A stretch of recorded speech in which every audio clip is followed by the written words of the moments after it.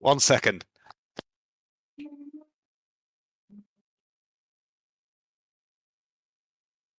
Previously on Dark Heresy. Can you guess what the key phrase was I just said to get into that accent? So many No. people in the boot. Yeah.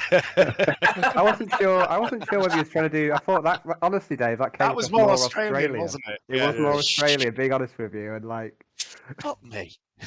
it's kind of ironic because you would try so hard to do Australian, and you know, South You can't African. demonetize yourself for 2 games now, Dave, can you? I don't think the money's rolling in off these, but No. never mind. It would be funny if I got banned from YouTube for my casual racism. Casual racism. Yeah. Let's just hope no one reports you.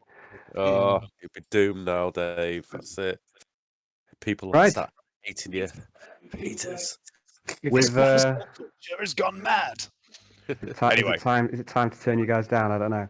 With sirens blaring and red lights pulsing, the acolytes made their way towards the bridge. Guttural roars of the Ork boarders could be heard, echoing throughout the corridors, along with the cries of battle, gunfire, grenade detonations, and the cries of the wounded and the dying. As they approached the bridge, they caught sight of a squad of orcs and were spotted. One orc, then two, peeled off from their squad and made to attack the acolytes. First, the acolytes sought to keep the orcs at bay, opening fire with manstoppers and incendiary rounds, but the orcs were tough and hard to kill. Alexa caught the lead orc in the leg with a shot from her custom harpoon cannon. The javelin penetrated the leg of the charging orc and hampered his approach. She then moved to set one of her bear traps, looted from the swamp world below. Soon the orcs were upon the acolytes. Arnold Stormsinger held the front position, holding a combat stance with his freshly inscribed greatsword, the Terminator. The greatsword was polished to a fine gleam, and the edge honed to perfection. Was. The first orc to charge the acolytes puts his foot straight into the bear trap, which seemed to do little damage but upset the rhythm of its charge. The orc soon ripped the trap apart, but it caused a crucial delay. The other orc threw a stick bomb into the acolytes, and the blast caught Quintius harshly and slammed him into a bulkhead, knocking him unconscious. Alexa improvised by hurling a bear trap directly at the face of the lead orc, who in a rare display of agility, ducked under the attack. I was gutted about that. Absolutely gutted. Yarn tried to keep the orcs at bay with his trusty staff. Arnold was eager to test his mettle against the foul Xenos and lay into his opponents with the Terminator. He soon realized that the orcs had lesser armor on their arms and legs and took advantage. With an overhand strike, he lopped the leg clean off of his foe, and the orc fell to the ground and bled out over the deck. And then he moved on to the other orc and lopped off another leg. In short succession, Arnold attacked down both the orcs and vanquished them.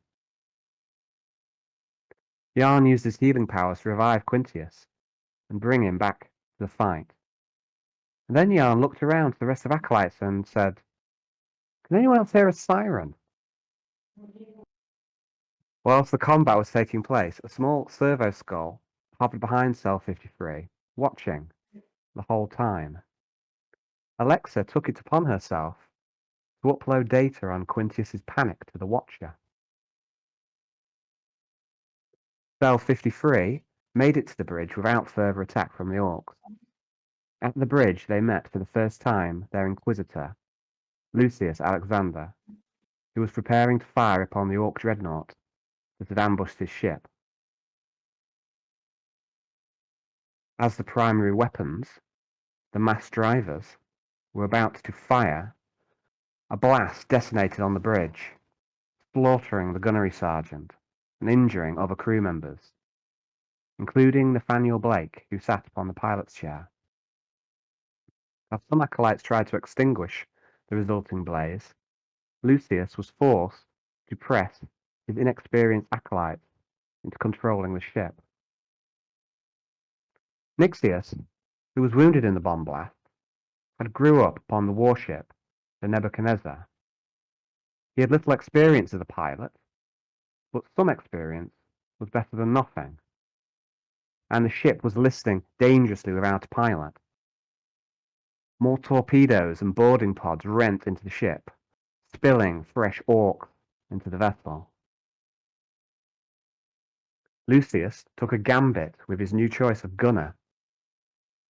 Alexa had no experience with ship-to-ship combat at all, but Lucius brought down the firewalls and the security traps to allow Alexa to link with the ship.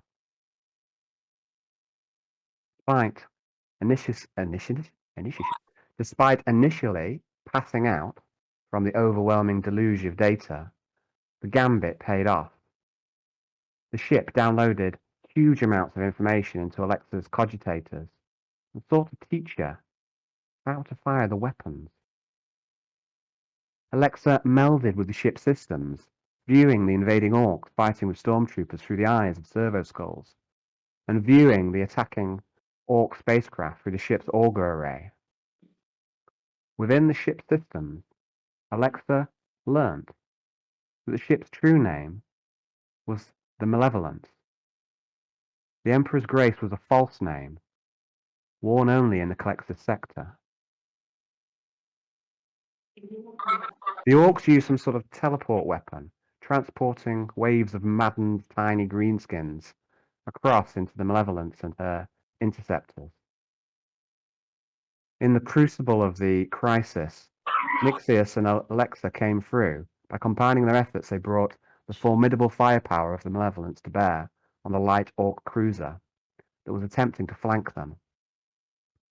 A bomber wing led by Flight Lieutenant Charles Ash brought down the cruiser's void shield with a wave of missiles, and Alexa, exultant with the power of the warship at her disposal, unleashed a combined volley that tore into the cruiser and reduced it to a floating space hulk. How many kills is that? On the Oculus, hordes of orcs could be seen ripped out from the cruiser into the expanse, more than 3, Arnold, by the cold, hard vacuum of space. How much XP do I get for? Yeah, good point. Well, a terrible, terrible way to die. Meanwhile, the Inquisitor's bodyguard, the deadly Kiyoshi Kubo, and the man-mountain Arnold Stormsinger were deployed to the barricades to repel orc boarders from the ship's bridge. After a period of waiting, a squad of orcs could be seen rounding the corridor on their way to the bridge, and they roared their guttural war cries and charged the barricades, intent on ripping apart the human defenders. The ensuing combat was frantic and deadly. Kiyoshi and Arnold were fierce combatants and supported by 4 stormtroopers.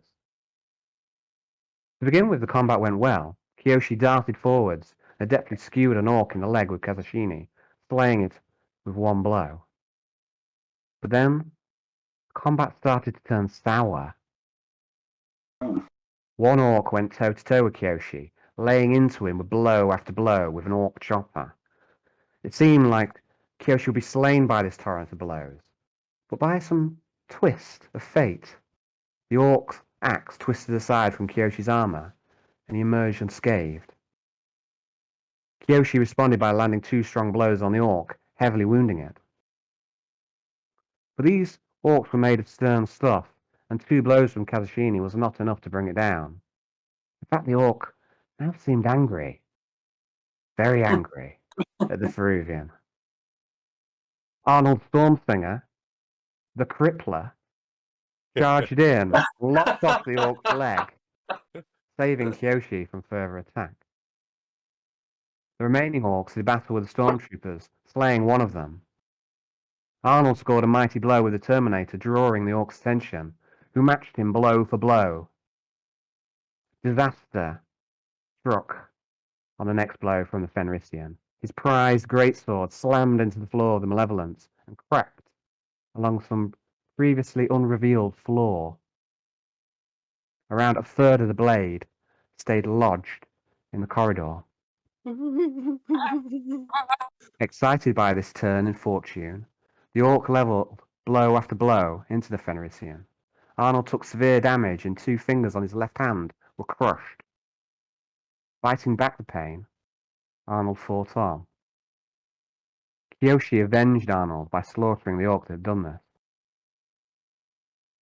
Kiyoshi laid more damage upon the last Ork, drawing its attention, and then was hurtled across the corridor and knocked unconscious for his troubles. Arnold struggled to damage the Ork with his broken blade. Fortunately, the remaining stormtroopers came to his aid, all 3 of them landing shotgun blasts and blowing the heavily wounded Ork into fragments. Warning, warning, warning, said the ship. Okay, and that is where we shall begin. Ooh, so I'm going to put you onto. We're going to start off where we left off last time, which is on the ship battle. I'm hoping that Arnold and Kiyoshi, you can see yourself. I'm just getting there. I think I can see myself. Yeah. Yeah, there I am. Arnold Storms again. There's lots of mashed up arcs. Brilliant, brilliant. I like that, Al. Yeah, keep Right, on, man. first thing I'm going to do is go to radio. Zamfi, there. We need medical assistance. Okay, so Grab Kiyoshi while he's unconscious and drag him over. I'm not going to persist with silence for too much. So just so you're going to head over to Kiyoshi. And radioing Zamfi for some medical assistance down at our corridor. Okay. So he comes into Xanthe, who's currently on the bridge, and she acknowledges your call. And another voice comes in over the. Oh, just hang on a second. Let me do a little spiel before we get going, Hayden. So, warning, says the Malevolence. Arnold, Kiyoshi, you have bested a squad of the foul Xenos, known as Orks, but at a terrible cost. Kiyoshi, you lay battered and unconscious on the corridor floor, lucky to be alive. Arnold, you've taken a terrible beating, and 2 fingers on your left hand are broken. At the moment, there is no pain. Adrenaline and battle frenzy courses through your veins, but you know that the pain is to come with interest. Yoshi, your katana, Kazushini, crafted by the master smith, Yoshiru Sawaki, lies off around 2 meters away from your crumpled body. Arnold, your blade, a Terminator, crafted on Scintilla in a mass production factorum by some undeclared smith, but improved and augmented by Alexa in the technical workshop here on board the Malevolence, is broken. The top third is embedded securely in the corridor floor. 2 Fenrisian wolves, the companions of Lehman Russ, were inscribed into the blade by Alexa.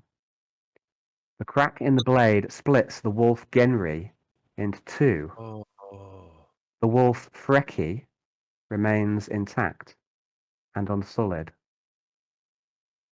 1 stormtrooper lies dead, ripped apart by the Orks, but the other 3 stormtroopers look shaken and their armor is damaged.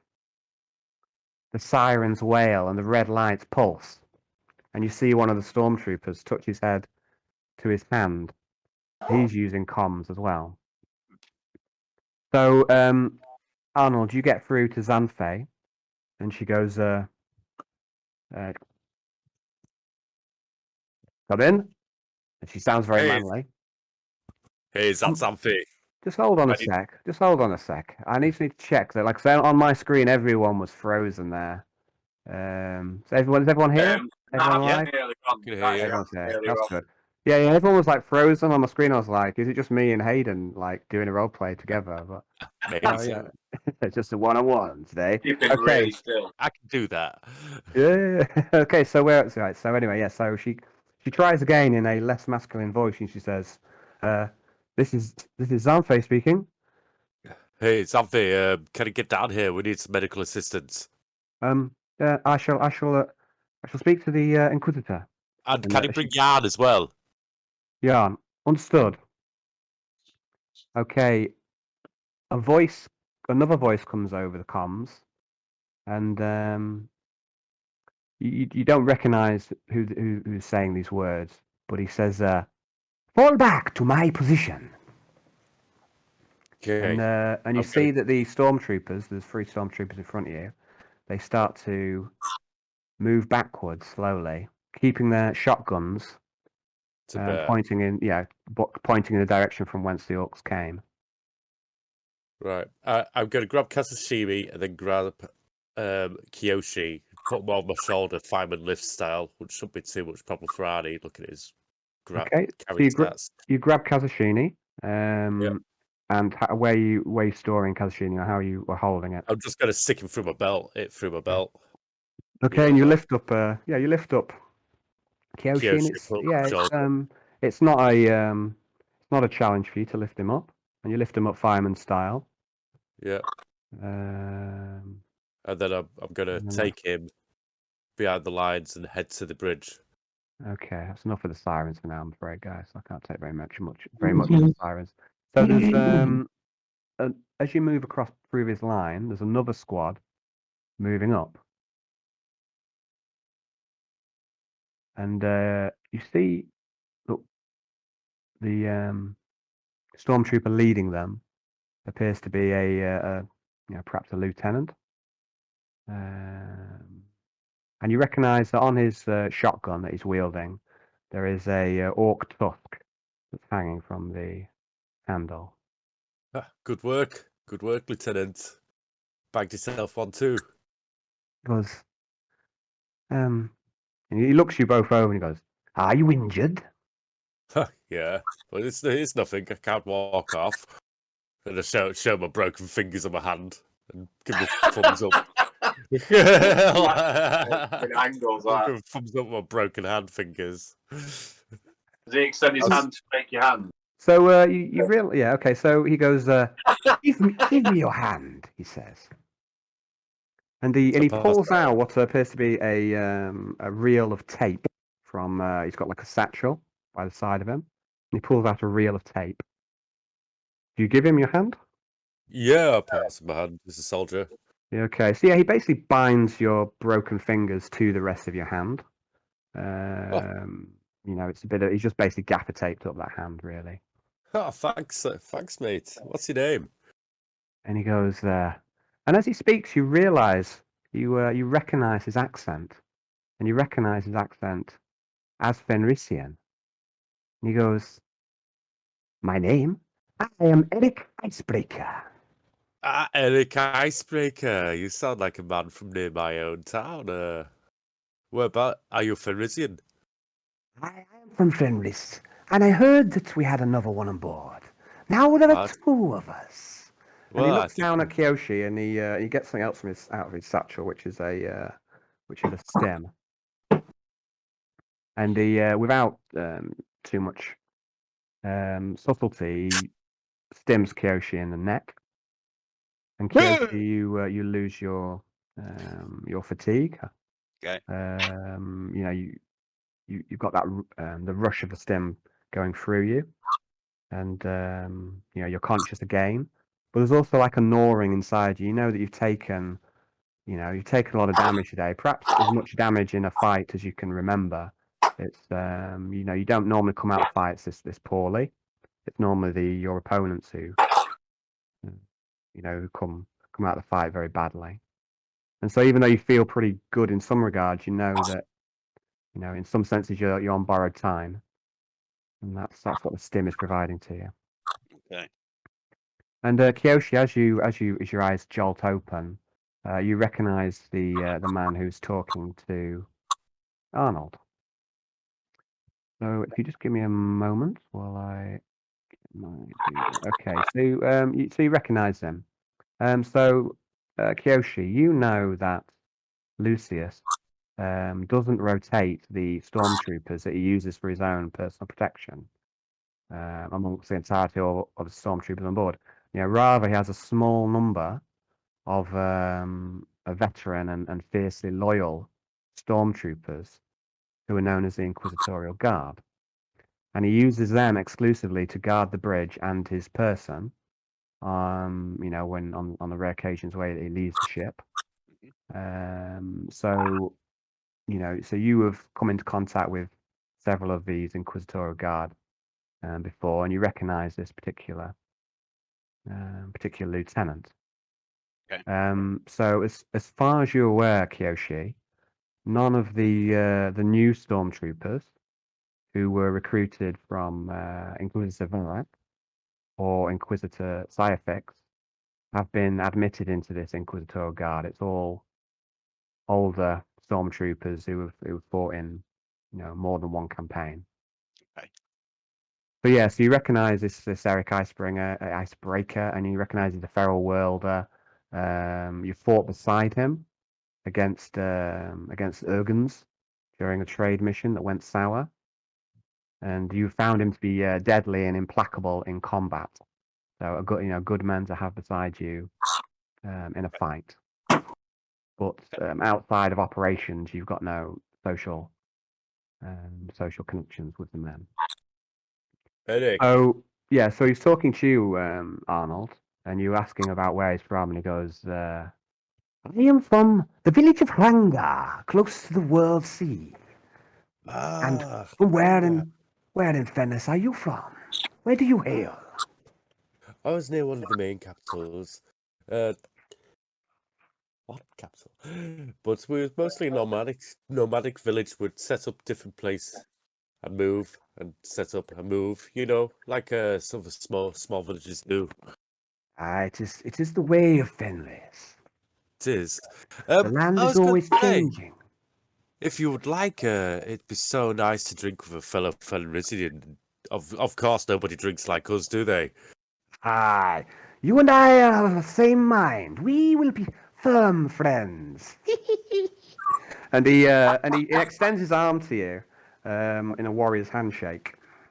I'll clasp him and Yeah. shake him with a So he grabs you. warrior. He grabs you like forearm sort of thing, and he goes, "Let us see whether we survive this day, and if so, Yeah. we shall drink to the glory of the gods." Yes, we shall. Oh, For the gods. My men tell me you have slain an orc today. I've slain 3, but I've still yet to collect all the teeth. I too have killed an orc today, but I have lost 3 good men. We lost a stormtrooper over here, but we took some heavy damage. We didn't cower behind them, fight like an officer would. Boris, we will mourn Boris, but he died a glorious death. We don't know who our generic stormtrooper was. I tell you his name was Boris. He was not generic. He had many interesting qualities and personality traits, but we Boris won't was go my into guy, that right now. So, and he looks over at Kiyoshi and goes, "I'm told as well that you, Kiyoshi, have killed 2 orcs. But Kiyoshi's prowess in battle is well known." Arnold, put me down. This is ignoble. As far as I'm aware, I'm still in a fireman's lift. Yeah, that's very true. We have not said. I'll put him down, and I'll take Kazushimi out and offer it to Kiyoshi and go, "Oh, sorry, mate." I take the sword. As I take the sword, I give him a little bow and sort of look him over, look the blade over, sheath it, and turn to Actually, Eric. Arnie would not say sorry. Go, "Here you go, little man. Have your toothpick back." Because it's all right. Yoshi doesn't rise to the bait of such things. Sheath the blade, turns to Eric and say, "These beasts are tough to kill. Eric, be careful. Stay at range." And he nods at you, and he starts to comms up to the bridge. 1 moment, please. Okay. And he comes up to the bridge and he says, Jarl, we have taken heavy damage down here at the barricades. And I have another man down, and your acolytes have taken a beating. One orc squad has been slaughtered. I do not know how many more waves we can take. Nearly all my men are wounded. As he says this, oh, by the way, everyone who's on the bridge can hear this comms over. It comes to everyone. It's not just to the Inquisitor. And as he says this, you see down at the end of the corridor, facing off from you, another squad of 4 hulking orc bruisers. Oh no. The lead orc raises a chain axe above his head, and it whirs. And the other orcs start to ready stick bombs. And the orcs start to be like beating themselves and build themselves up into a frenzy before they build up to the charge. How do they sound exactly? Whoa! Whoa! It's And back on the bridge. So we'll Get just move- with the spike boot, boys. Give him your boot ever. So we'll, I'm just going to Double move us these balls. back to the bridge. Just check that everything's in order up here. I think so. Quick question. Okay, what's up? Where is Arnie's sword right now? Has he Arnie's still sword. got it? He's got I've 2/3. got the other He's got 2/3 of the sword. Okay. 1/3 of the sword is still firmly lodged in the corridor floor. The king without a sword. A lad without a king. Excalibur. Love that film. There. So back on the bridge. Give me 1 moment, please. So yeah, so back on the bridge, you hear all this, and you even hear the orcs' war cry, the Wa. It's so loud that it starts coming over the comm system as well. I'm gonna mute it. It's like I'm gonna mute it in my my control system. Okay, you mute it, and Lucius commands you. He says, "Bring up the view on the oculus of the ship." Compliance like that, and then it just comes up. That. Okay, so I'm just going to move to the ship map. So on the map of the ship, there are blips representing the orcs, Oh and no. they can be seen. They can be seen all over. The ship is infested with raiders. And Nathaniel, who's still quite pale, he's had a little bit of blood loss, still quite injured. Nathaniel says, "Jesus." Lucius looks at you, Alexa. Says, "Alexa, I want you to close internal doors 3B, 5D, and 8A through G." Acknowledge. And he comms in over the Vox to everyone. He says, "All hands brace for Protocol 13, Vermilion." And everyone on the bridge goes, "Aye, sir." We're And doomed. he says to you, Alexa, "Now open airlock 2. Compliance. I'd like to make an awareness test, please, Alexa.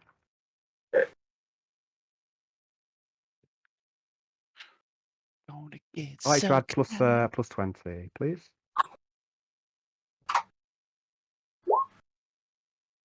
Okay, so Alexa, you realise that to open this airlock is going to vent the majority of the ship to the void.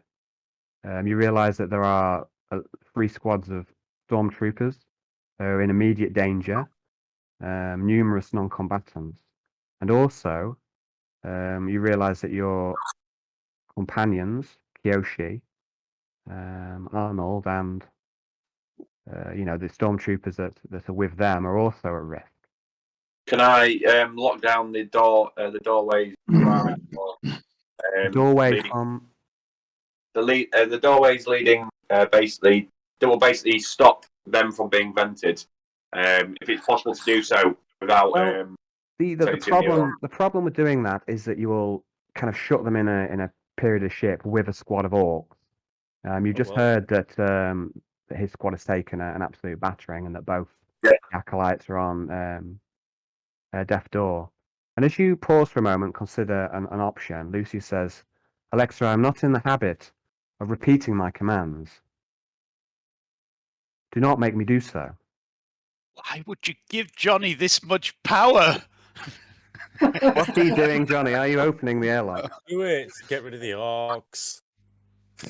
I can't get rid of you guys though. Fuck it. I'm gonna vent. Loads of orcs on the ship. What I want to do is obviously they're going to show up as blips on the internal sensors, aren't they? I can show you roughly where they are on the map. If you look at the map there, the bridge is number 1, and they are at this T junction here, where I'm pinging on the map. The airlock that he's asked you to open is here. So they're not right by the airlock, but they are at risk. We'll be fine. Okay. Compliance. I'm just going to do it. And then what I'm going to do is I'm going to track the blip, if I can, while we're doing it. As soon as the majority of the orcs are vented, I'm going to try and shut down. You want to keep an eye. You want to keep an eye on your companions. Yes, because I don't I'd want like you to. Okay, I'd like to make a tech use test at +20, please. Okay.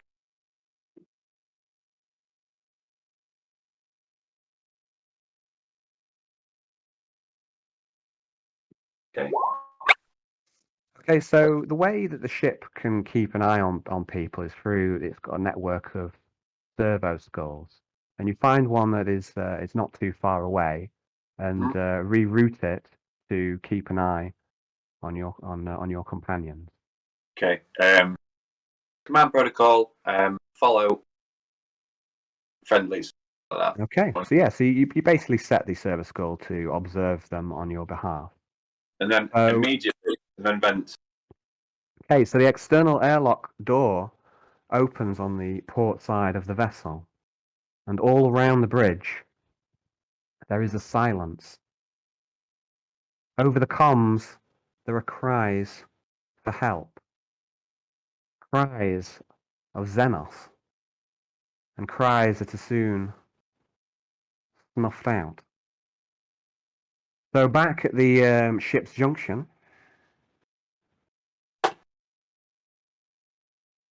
Okay.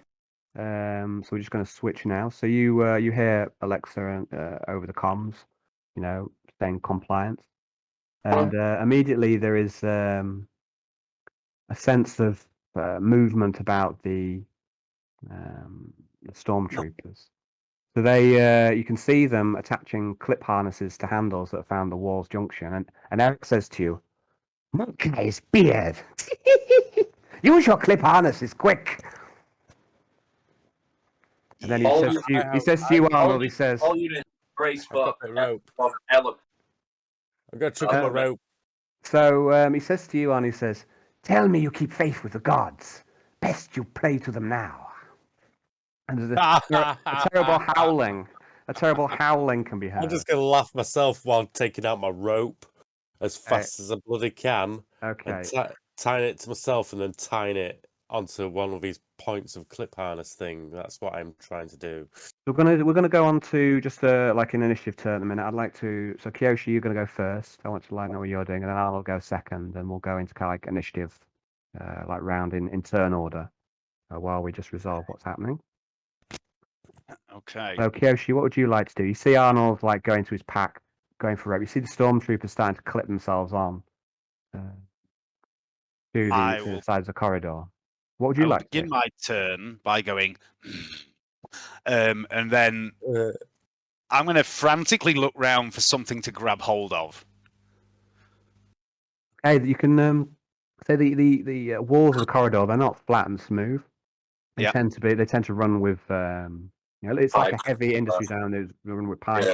There are these handles that they're attaching clip harness into. You look around, make an awareness test, please, at +30.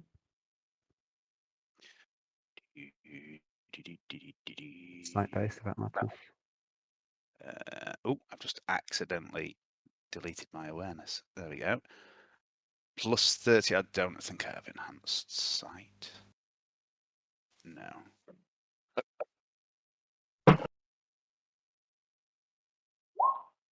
And you look around quickly, desperately, as you start to hear this rushing of air, and the air starts to go thin.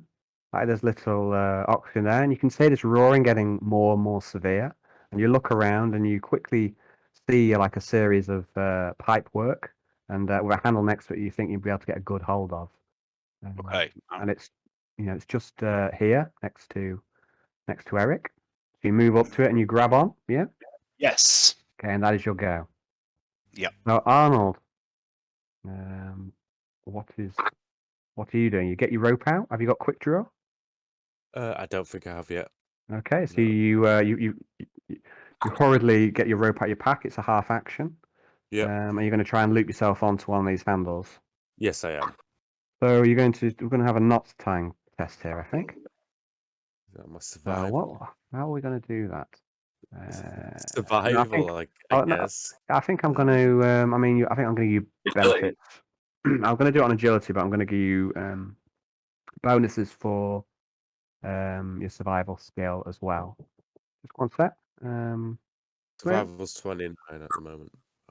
We've been here before with Arnold making tests for knot tying. He's an experienced knot tyer. No practice. It's funny how often this 10-meter rope comes into use in our game. Honestly, this 10-meter rope has been javeled fucking Crocs.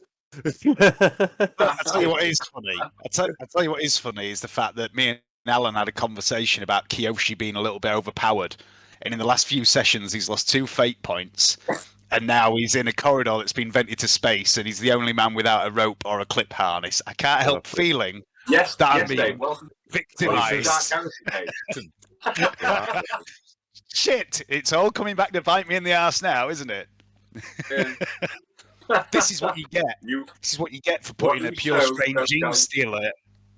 This is what you get for putting a pure strain gene stealer in Alan's character's home. Yeah, but like that was only the first blow. The last blow was coming by robbing the place afterwards. I thought that was a genius. Yeah. I was well in for that. Also hired 10 mercs for like about hired them and got them to like form a heist and basically take all this 375,000 throne, rob Wiley McCann, ringmaster, and you robbed my dear old dad, did you? I just said, Alan, it's funny how me and you had a conversation a few weeks back about Kiyoshi being a bit overpowered. And then the next thing you know, I've lost 2 fate points and found myself in a corridor that's been vented to space, and I'm the only person without a rope or a clip harness. I was like, is this what you get for putting a pure strain gene stealer in your home? I'm not the kind of guy to wage an arms race against you, Dave, because it's just the way things go sometimes, Yeah. Anyway, don't blame me. Blame Johnny. He's the one who's opened the airlock. So. Nice, nice deflection, Alan. Nice deflection. I know. That's not buying you and buying it all, is it? I know that, but you can't blame the guy for trying. Okay, so so this test, you're making an agility test. But I also want you to add your survival skill to that, which is at the minute 29. So you have the siren for dramatic purposes. Can you put the siren back up? Warning: venting ship. I'm gonna re-roll that. You're wise to re-roll that. Warning. I don't want to get vented out of the ship. Brace. Vent. Warning. Yay! Okay, I might not. So you tie your knot. Okay, so you tie your knot, and you tie the free hitch stitch. It's just the one that comes naturally to you in the moment, and and then you grab on as best you can when you realise what's going down. So the orcs, let's put them onto the map. Why not? and then we can immediately take them off of the map again. So the orcs down at the other end of the corridor, they'd started their charge, but as they move forward, they start to get a bit confused. They're a bit confused. What the hell is going on? What is this rushing away of air? And their charge starts to falter a little bit as they take their steps, and there's a pressure upon them as they start to get dragged through this corridor that goes northwards. Warning. House protocols. Yay. Okay, so sorry, I can't stand the siren very long, Johnny. It's Yeah, cool. hang on Sorry, a sec. I get into them myself. I like it. I had it on for like about 2 hours the first game, but I'm a bit sensitive to that. Just 1 second, guys. Like Guantanamo Bay, stick the fucking I was alarm back on. I was kind of tempted there to draw Kazushini and just hurl myself down the corridor, sword first, and just shoot down the corridor missile. Yeah. Why didn't you? Have your sword into the floor, fucking What anime did style. you do, Dave? Yeah. What did you do? I'm just hanging onto a pipe. You're just hanging onto the pipe. Yeah. Don't worry. luck. If I do get sucked off, I'm going to. I am going to use Kazushini to try and anchor myself. Space, no one can hear you getting sucked off.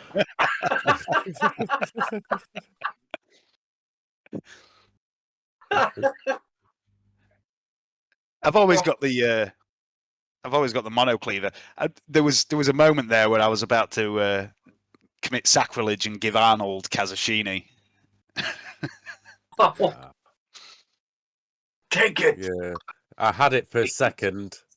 Yeah. Sorry, guys. I've just waiting on Collie a little bit. She's been a bit poorly at the minute. So right, where were we then? You tied your knot. I tied my knot. Okay. I think that's my turn, isn't it? So yeah, where was I? I've lost my place. Yeah, the orcs were charging, weren't they? The orcs were charging, and they were just starting to get a bit confused. They were literally getting sucked off. And the force of the vacuum starts to take a hold of them, and they start getting dragged away around the corridor. So Kiyoshi, you've got a good hold onto this piece of metalwork as you can, and then suddenly the pressure starts to get quite severe, and you see all of the other stormtroopers holding on for dear life. But they also, some of them seem to be struggling. First one, then two, the ones who are nearest the airlock. They start to lose their grasp, and they start to batter around. They're held on via this cord, via a clip harness, which is stopping them from being dragged away. But they still start to get battered against the side of the ship wall. I want you, Kiyoshi, to make a strength test, please. Oh dear. Straight strength. Great strength.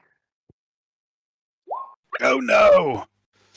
Okay, Kiyoshi, the pressure starts to get quite severe upon you. It becomes almost unbearable, and you just can't seem to hold on hard enough with your fingers.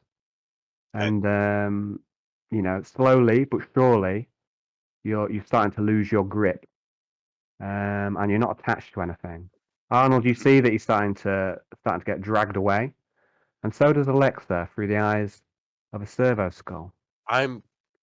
Is it my turn next? Okay, so that's Kiyoshi. Just give us. I'm just going to do a few things here. So I'm going to put Alexa's servo skull onto the Okay. I'm going to use it to. I'm seeing this happen. I'm obviously going to see this happening.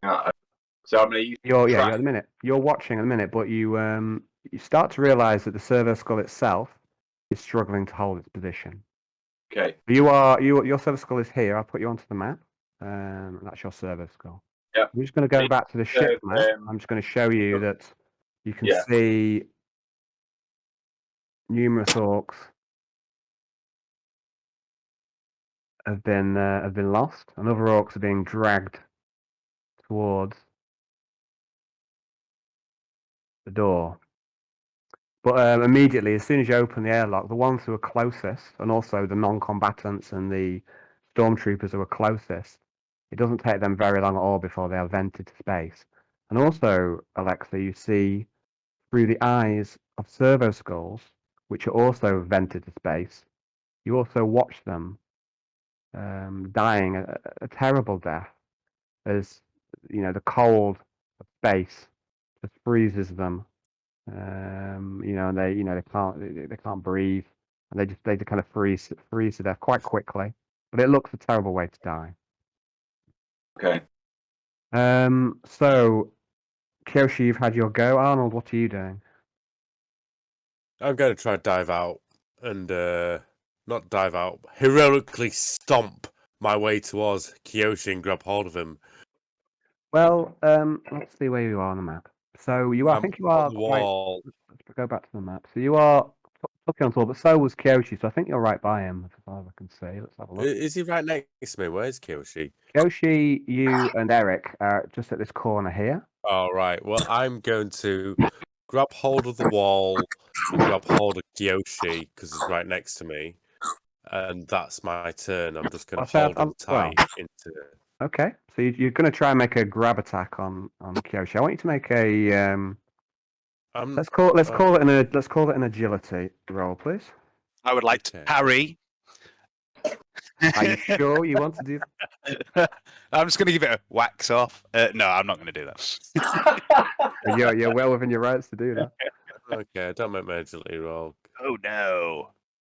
Okay, so Kiyoshi, you lose your grip, and Arnold doesn't catch you, and you start to get dragged off towards the corridor. And once you're away from the corridor, you start, it gets quicker and quicker. And these orcs are way up here as well. So you're in a lot of trouble now, Kiyoshi. Yep. As you are going freeform, you start to go quicker and quicker towards the. I'm going to track it. The airlock. You don't have much choice because you're being dragged along. Your service skull is being dragged along as well. So you are spinning. So you are seeing him, but it's only, it's difficult to take it all in because the service skull is struggling to keep itself in a stable position as it's also getting dragged off the ship. So next up is Kiyoshi. What would you like to do? Is there anything you can do? I'm going to fucking well try. I am going to take all my stims and hope that it makes it a pleasant ride. No, I'm going to draw. I'm going to draw Kazushini for half an action, and I'm going to try and spear Kazushini into the floor or the wall, whichever's closest. Okay. Probably not going to work, but I'm going to try. No, it's definitely worth try. I mean, you are kind of half. Almost like floating as you're being dragged down. Your feet aren't securely on the floor, but you can stab down into the corridor and try, or at least you can try. So I'd like you to make an agility test as well, please. Straight test. See if you can, if you can pull this maneuver off. Floater detected. Oh my! Oh no. Oh, I'm afraid you cannot use a fate point because you've already used your singular fate point, haven't you? Get a free reroll, double bonuses. Sorry. I said anime style moves get free reroll and double bonuses. Dear. I haven't used a. Did you not? Did you? I thought you used it on a strength test. Did you not? No. Was that Hayden? Oh, I apologise. I apologise.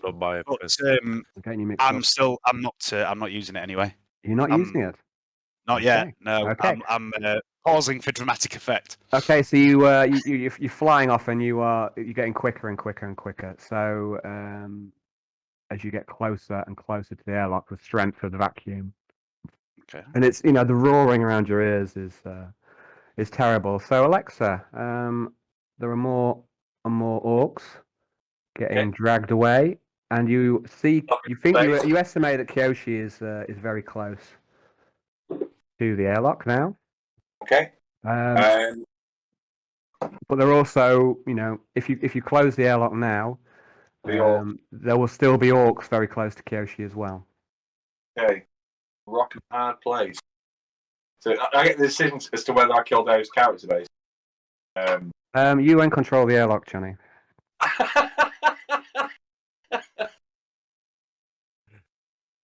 What would you like to do? I would like to It's wait, funny. wait until the very last second to close the airlock. Okay, so you're trying to time it, so you're trying to get the orcs to go out of there, but not Essentially, yeah. not to vent. So you're trying to do it just at the right time. That's going to be a tricky maneuver. I'd like you to make a tech use test at a -10. Is there a supply of cybernetic legs on this ship? Because I've got a feeling I'm going to need some. Hello, Darth Maul. I'll be right back. Roll. Okay, so Alexa, I'd like you to make a tech use test -10. See if you can time this operation. You better hope I can. Okay, well done. I do. The two orc squads, which are just kind of before Kiyoshi, get vented out. And Kiyoshi, as you round the corridor, so it's at this crossroads here, which I'm pinging on the map. And the airlock is here. I can't see the map, Alan. I'm looking Can at you the not? actual Oh, battle fuck. map. Yeah, that's my bad. That's my bad. So here I am, like changing things on this map, and it's no one can see it. So where you are now, there was a bunch of orcs which have all got ported out of this airlock. Yeah. So you were here, defending the bridge. Yeah. You were getting pulled off down this corridor. That's where you tried to fight on with a sword. And then there were like two squads down here, and then you were also up here as well. So Johnny's let these two orc squads vent out, and then he's closing the door, and it seems to be closing. And he seems to have timed it pretty damn perfectly. You see his servo skull. Well, actually, you don't know it's a servo skull, but you see a servo skull which was watching you get dragged out into space. But as you approach the airlock, it seems to close just in the nick of time. Well done, Johnny. Thank you. Okay, so there's a quiet, Kiyoshi. There's a quiet, but on the edge of your hearing, you can hear sobbing. Mm. So okay, right. So now we're going to go. I'd like you to. Well, Alexa, you've committed mass murder. You've Good. committed hordes of orcs to. But you've also committed. You committed many orcs to the void, but Do I get you've also a lot committed a of number of. Pardon? Because I know I'm going to get some sort of insanity or some sort of like corruption points or something. So can the trade-off be that I get lots of XP for killing that many people in one go? I will say that there will be quite a lot of XP from this last kind of encounter relative to normal because you're doing some pretty epic stuff. But I'm not going to literally give you. It's not like each orc's worth however many XP and you're going to get one orc for each of them. You probably just level up to like Inquisitor level just like that, and I'm like, this doesn't work like that. So anyway, It's a rule I go by that you don't reward XP for kills because otherwise you just create a party of fucking psychopaths. Which we've got anyway. We're already that in most of your games, aren't we? So you don't want to encourage that. No, I mean, the stuff I do reward tends to be role playing and contribution. So if you're like contributing and you're doing good bits of RP, they're the bits I try and give a bit of bonus XP for. You're contributing with kills. With kill, no, but that is part of it. I mean, if it's a combat session, then that's kind of a way to judge it, isn't it? It's how much you're doing. So. But anyway, so we just go off on a tangent. I'd like you to make a willpower roll, please, Alexa. She's cold and clinical, so she should be okay. Willpower. Oh no! No faith. Okay. I'd like to roll D4, please, Alexa. D4. Hey, you committed mass murder, Alexa. For the first time. Feels good. Perhaps not Probably the not last. Hopefully not. Just previously shoot up the orc ship as well. 3. You certainly did. Okay, so you gain Yeah, she can. I mean, she's killed an awful lot of orcs today, and she hasn't finished yet. So you gain 3 corruption points. Excellent. I'm now on 13 corruption points. For you, buddy. Oh, Yep. Good for you. Oh, okay. So +3. But not insanity. I was following orders, so it's okay. Right? Yeah. You were only following orders. Only following orders. Yeah. Okay, so we're going to go now. That's the use of the book. We're going to go back up to the bridge, and we're going to go back to because the actual combat hasn't really gone away. The Ork Dreadnought that you were doing battle with hasn't gone away. So we're going to go back to the ship-to-ship combat now for a bit, and we're going to leave Kiyoshi and Arnold for the time being. Okay. Which means you're So, safe for a little while. Sorry. Which means they're safe for a little while. They're safe for a little while. You know, the orcs in the immediate area have all been vented. So there are still orcs on the ship, but they're over more on the starboard side. And there are a lot less of them now than there was before. Hang on the starboard bow. There's orcs on the starboard bow, starboard bow, starboard bow. There's orcs on the starboard bow, starboard bow. Jim. Al.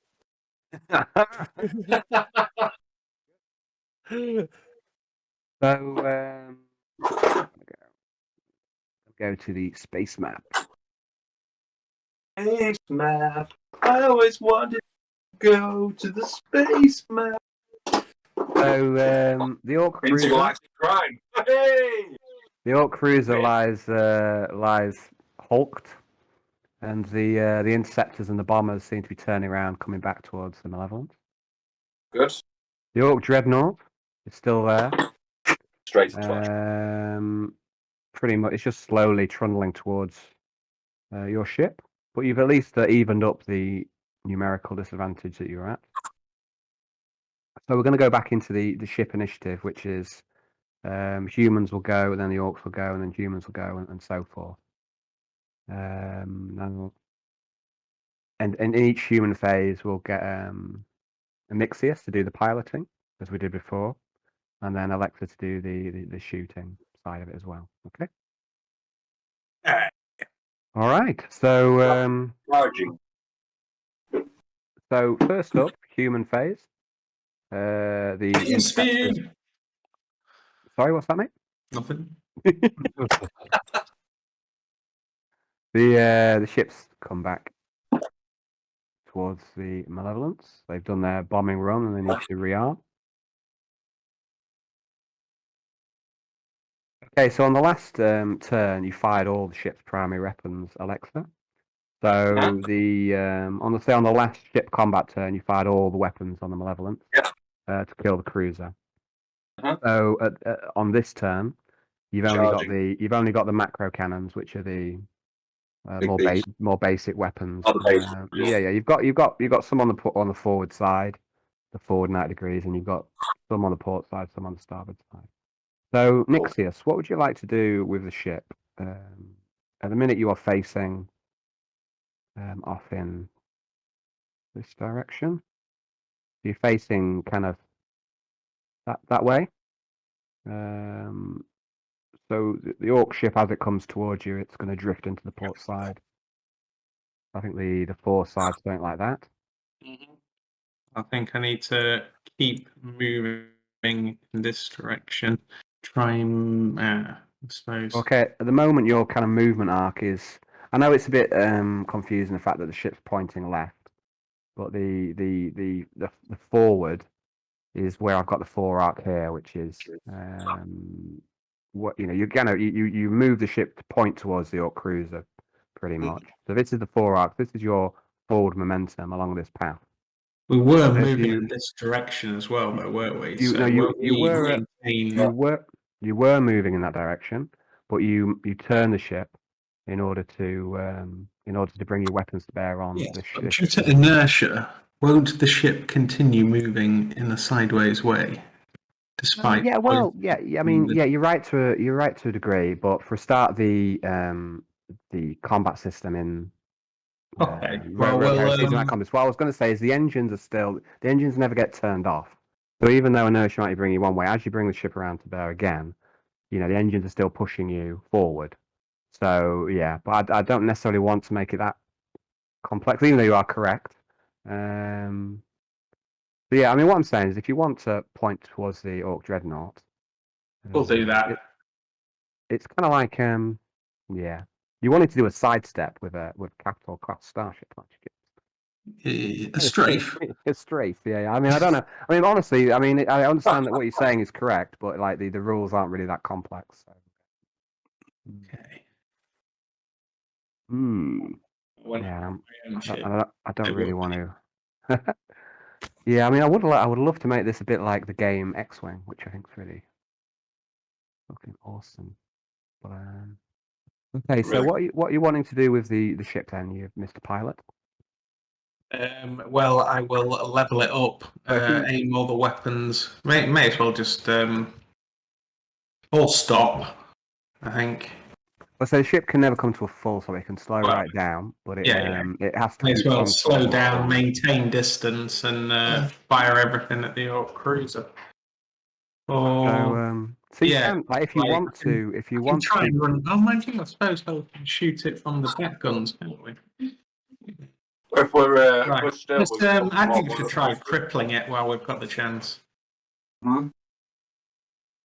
So if you want to keep on moving this direction, the best firing solution is in the forward arc, though. Yeah. So it's got like, that's what I mean. Like, just level it up and spam it. Okay, so I'd like you to make a piloting test, which is your Okay. pilot role, and you also have the ship's maneuvering ability, Yeah. which is Yeah. ship's So- maneuvering ability is I think it's 26. Let me have a look.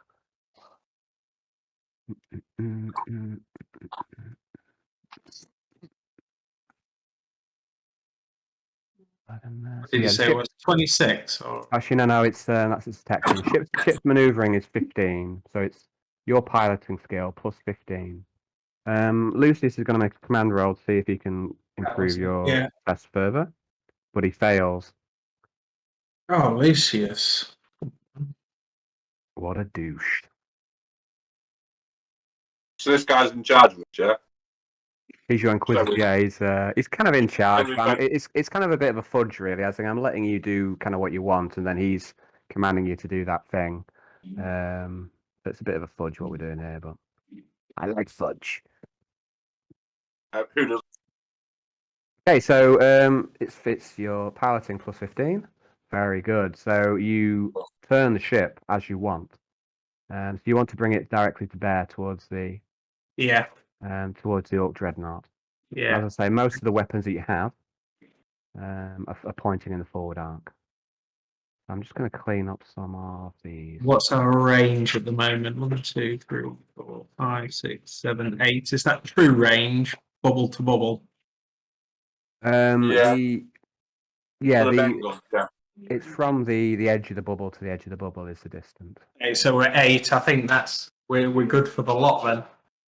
Yeah, you can. There's nothing you can shoot, and for some reason, there's a fucking pit trap floating in space. I really don't know why, so I'm going to delete that. Pit Like trap. not a pit trap, like a bear trap. I mean, like there was a random bear trap like floating around in the cosmos. I'm like, how did that happen? Discharged. It's been discharged from the vents. It's actually Maybe. true. It's Ah. actually there. It's just been discharged out of the ship. Okay, and did you say you wanted to slow the ship right down because she was traveling at max speed, which is 4? Yes. You want to slow it down. So make another piloting test, please. Okay. I demand a side quest to retrieve the bear trap. I demand it.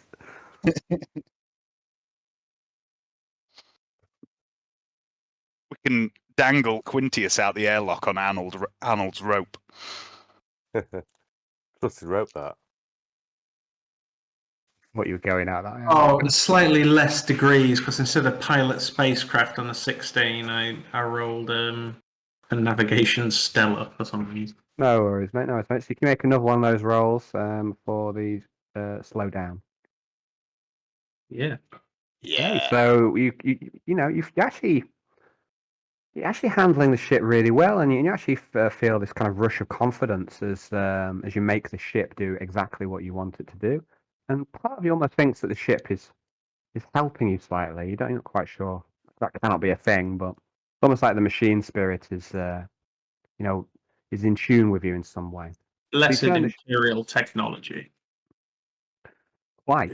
So we're going to then go to the shooting phase, which is Alexa. Unless there's anything else that you want to do, you happy with that, Mr. Brown? So good.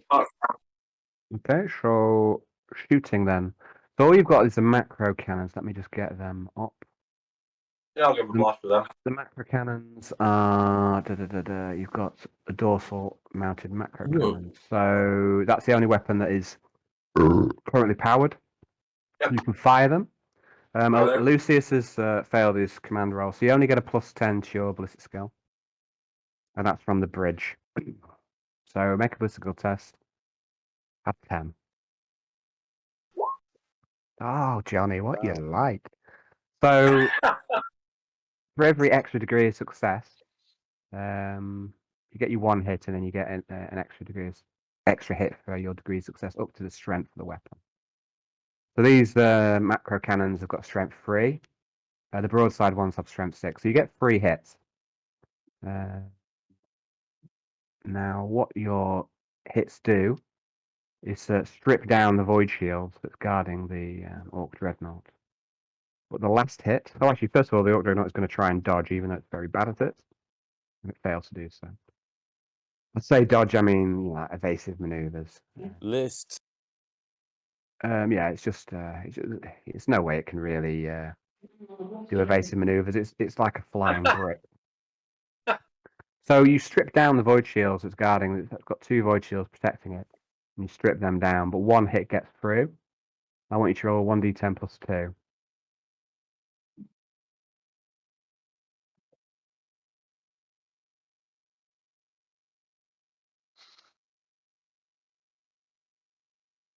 Hello? You there, buddy? Yeah. There you go. Okay. Boom. Good. So you pepper the dreadnought, and you see the popping of the void shields, and it reminds you of a soap bubble popping. And the macro cannons lay down fire onto the Ork dreadnought, and you see that it appears heavily armored, especially on its prow. To the front of the ship, it looks especially well armored. So as where your maximum firepower is to the front, it looks like its maximum armor is also to the front. And all this armored prow is painted with garish orc symbols, and it's painted to make it look like a giant maw. Cool. Okay, so That's what I do. the last macro cannon shot gets eaten up by the armor. So that's the shooting phase for this turn. Whoa. The Good orc. shot, Alexa, says Quintius, watching over her shoulder. Very good. The orc dreadnought. Oh, sorry, we need to move. Didn't move you forward 1 as well. You've got to move forward 1. So the Ork Dreadnought is moving forward 1 as well. And as the Ork Dreadnought gets closer and closer, Alexa, you start to realize there might be a risk, a threat. The armored prow looks like it could do an incredible amount of damage if the Orcs were ever mind to ram. Yeah. Also, they could also try and board us again. They Not could. board. I mean, they seem very keen on boarding. So. Yeah. Now, what have you done here? I'll tell you what. Okay, so what happens next is Alan curses because he's deleted his torpedoes instead of putting them on another layer. So I'm going to go and look for some fresh torpedoes. Give me a moment. Why do you lose your torpedoes, Alan? You need those. Can't even remember what I was using. Aha! You look like a torpedo. There we go. It's just a penis. Yeah. Just firing, That sounds like you look like firing a torpedo. dildos across space. Firing space gherkins. Space gherkins. Space gherkins. So. Okay, so The Ork came out. I mean, you are the best orc here, I think. In terms of your war, I think it's Rubbish. good. Rubbish. Rubbish! I'm the best orc. There's only one way. There's only one way to find out. There's one way the orcs settle their dispute. Whoa. I have to agree with. I have to agree with Alan. I have to agree with Alan. Go on. If anyone here is a knob, it's Hayden.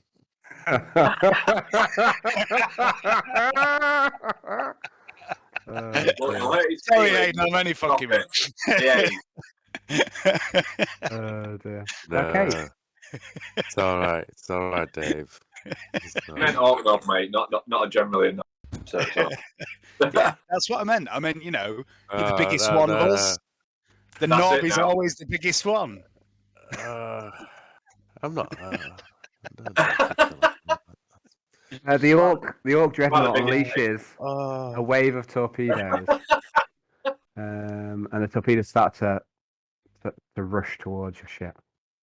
We'll go on to the next turn now. Oh no, Behave, torpedoes. behave. Right. Look, we're on the same side, damn it. It had to be said. I'm sorry. I didn't mean it. I don't think you're a knob, Hayden. Although he is the biggest. He is the biggest, yeah. Come on, it was a good one, Aid. You have to give that one. Come on. Look, I'm not pissed off in the slightest. It's fine. We have to do that. Okay, so the orc fighters and the bombers are moving in towards the ship, but the void shields are up at the moment, so they can't get back to the flight decks. Pardon me.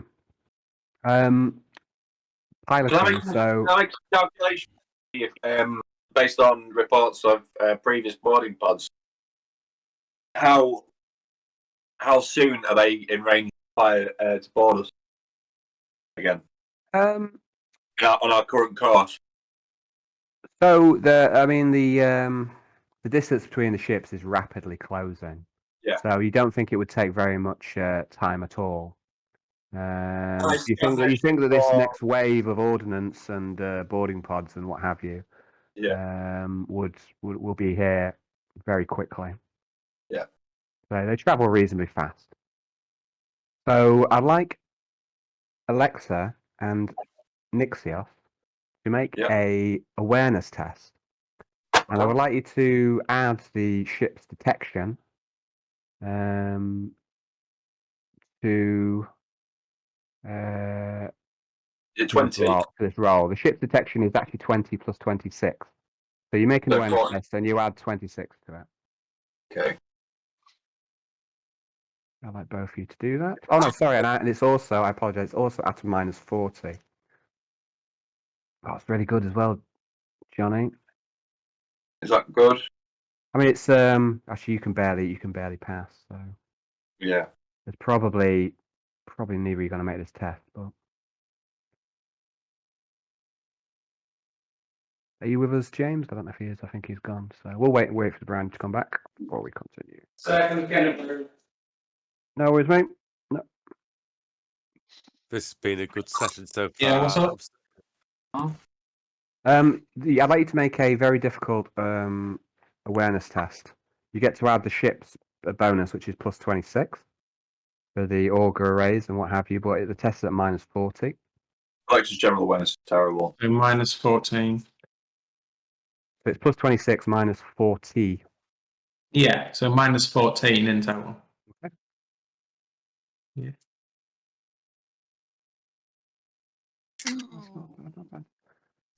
So, Alexa, for a moment, you thought you saw a glimmer on one of the augers, but it just must have been a ghost reading, because you look and there's definitely nothing there. So, I have a point defense weapons indiscriminately. James, I've told Bring you down- James, Fine. stop reading my notes. I've told you. So every time, like in the last session, I was like, I'm doing this, and I went, the Ork Dreadnought powers up. There's some energy reading coming from it, and James goes, teleporters, shock attack guns. I'm like, how did you get that off that? You fucking like, where did that come from? It was true as well. It was like, how did you do it? Worst case Know the scenario. orc threat. But yeah, I was genuinely impressed with that because I think that's Eldar. That's technically Oh, cheating because he was playing Nixios at the time, and Yarn's the psychic. So, hi, Frank. What would you Droid like away. to do in terms of the piloting? Hi. Nixios. Now you see that the Ork Dreadnought is getting close. Frank, what's this? Sorry. No worries, I'm I got distracted there for a second. Like, what's going on? Yeah, so Nixios, the Ork ship is getting reasonably close. It's not going very fast.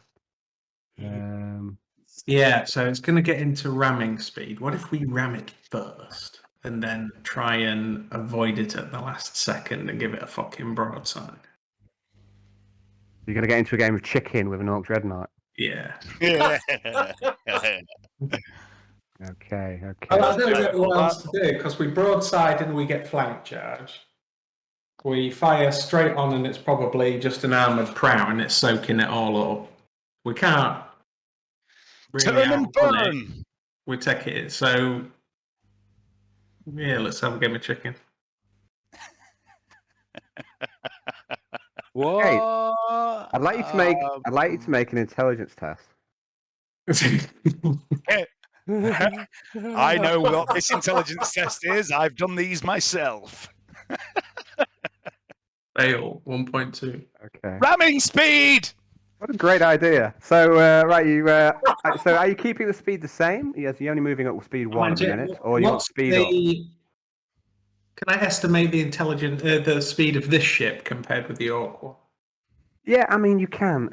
So let's call it quite abstract terms. Your ship moves 4 void units per strategic round at maximum. A void unit is one of these squares. It's approximately 10,000 kilometers, but let's not dwell too much on them. You know, it's a void unit. It's like a meter in the standard combat arena, if you like. So each square is 1 void unit. You are currently traveling at speed 1, but you can go up to a maximum speed 4. The Ork Dreadnought has only been moving at a void speed of 1 per turn. You're not sure if it can go any faster or not. You suspect that maybe it can't. It looks like a brick. You know, it doesn't look like it should. It doesn't look like it should be able to fly in space. It doesn't look like it has been put together by professionals at all. All right, let's move away at max speed then, put some distance between us, and maybe give us a bit more chance to find out what's flicking up Johnny's Augur array. Okay, so you would like to turn the ship. Okay, is that right? Oh, yeah. And which direction would you like to turn it? It's only a couple of. Oh, mind you, we'll get teleports actually as well. One sec. Hello. I can still hear my cat purring from out the door. Have we got any teleport jamming devices aboard the ship? I would like you to make a tech use test.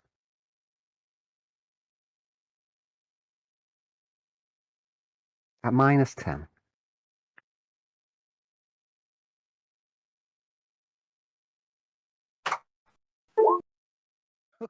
Okay, you scan through the various ship's systems, which you can detect, and you do not believe that the ship has any adequate defense towards teleportation, weaponry, attacks, or teleporting borders.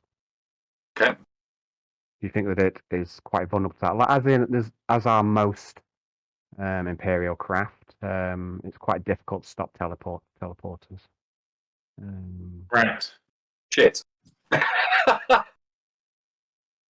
Yeah. Okay. So head away then. Okay, so What about the ships? Have they docked yet? no, they can't dock at the moment. The void shields are up. This is quite different in different 40k kind of universes, but I suppose in the way I'm playing it is that torpedoes, boarding pods, and interceptors and bombers, all that stuff, they'll just crash into the void shield, and you know they can't pass through it. Void shields are down On the Ork ship. On the Ork ship, they're down. Can't we target its engine so that we immobilize? Shouldn't we try and immobilize? The engines of the Ork Dreadnought are on the rear of the craft. You're currently pointing directly towards its armored prow. So potentially you could do that, but not from this. Can we get the bombers we get the bombers or interceptors to target that? Or They're they returning just, back. The bombers are coming back for more ordnance. Right, okay. They've fired their ordnance on the cruiser, and they. Do we have to drop shields to allow them to come back aboard the ship? Yes, you will have, but they can also kind of maybe try and wait for a good time. Now doesn't look like a good time. There's a wave of torpedoes coming towards you, so if your void shields do get knocked down, then they'll take the opportunity to dock. Could we use the fighters to try and blast some of those torpedoes out of the way? You could try comms into Flight Lieutenant Charles Ash. I'm going to patch into him. Intercept squadrons. Target torpedoes. Or boarding pods. Target boarding pods. They'll be a bit slower. Imagine. Because we've got void shields at the moment, but those boarding pods present a significant threat because we've lost a lot of guys. And then if we get boarded by a shitload more orcs, we're fucked. I mean, Okay. will actually get time. Okay, so Flight Lieutenant Charles Ash, he comes back over and he goes, "Damn it, Alexa, do you know what you're asking? That's bloody nearly impossible. But we'll give it a damn good go." Excellent. The Emperor protects. Okay, so the interceptors take the command. Well, Alexis And like I say, I'm fudging it yeah. slightly. So Lucius, he's nominally the captain of his ship, so he might be involved in this as well somewhere. But like I say, we're not going to dwell on this too long because I kind of want you guys to be in control of it. So it's not that too much fun if I'm giving all the orders. So the interceptors start to head off back towards the torpedoes, and they're going as fast as they can. Right. So next up we're still on the humans' turn, and it's still your piloting decisions to be made. So you need to tell me whether you want to turn or what speed you want to go at. Full speed. We can't maneuver it. We can. Try and outmaneuver it. Full speed. Okay, so you want you to ramp up the engines. Yeah. I'd like you to make a piloting roll.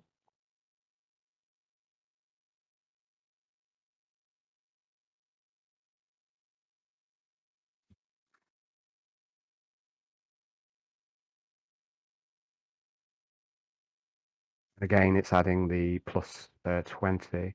I've not made Lucius's command roll for this turn, so I'll do that now. Even adding plus 15. Also, no, you're right. It's I'm getting mixed up. Let me. I've got the actual ship stats here, so let me.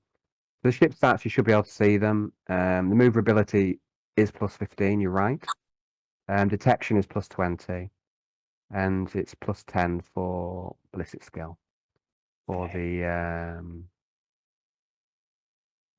the ship's bridge. So Lucius also makes his command roll, so you're at another plus 10 on top of that as well. It's 3.5 then. Okay, so is that your roll? 'Cause that's Yeah. Okay, so you again, you and the ship are in pretty much unison, and you're finding it easier to pilot than some of the much smaller spacecraft that you've got your experience piloting in the past. So I'd like you to now, mate. You're up to full speed. You're going straight towards the dreadnought at the minute. Do you want to turn,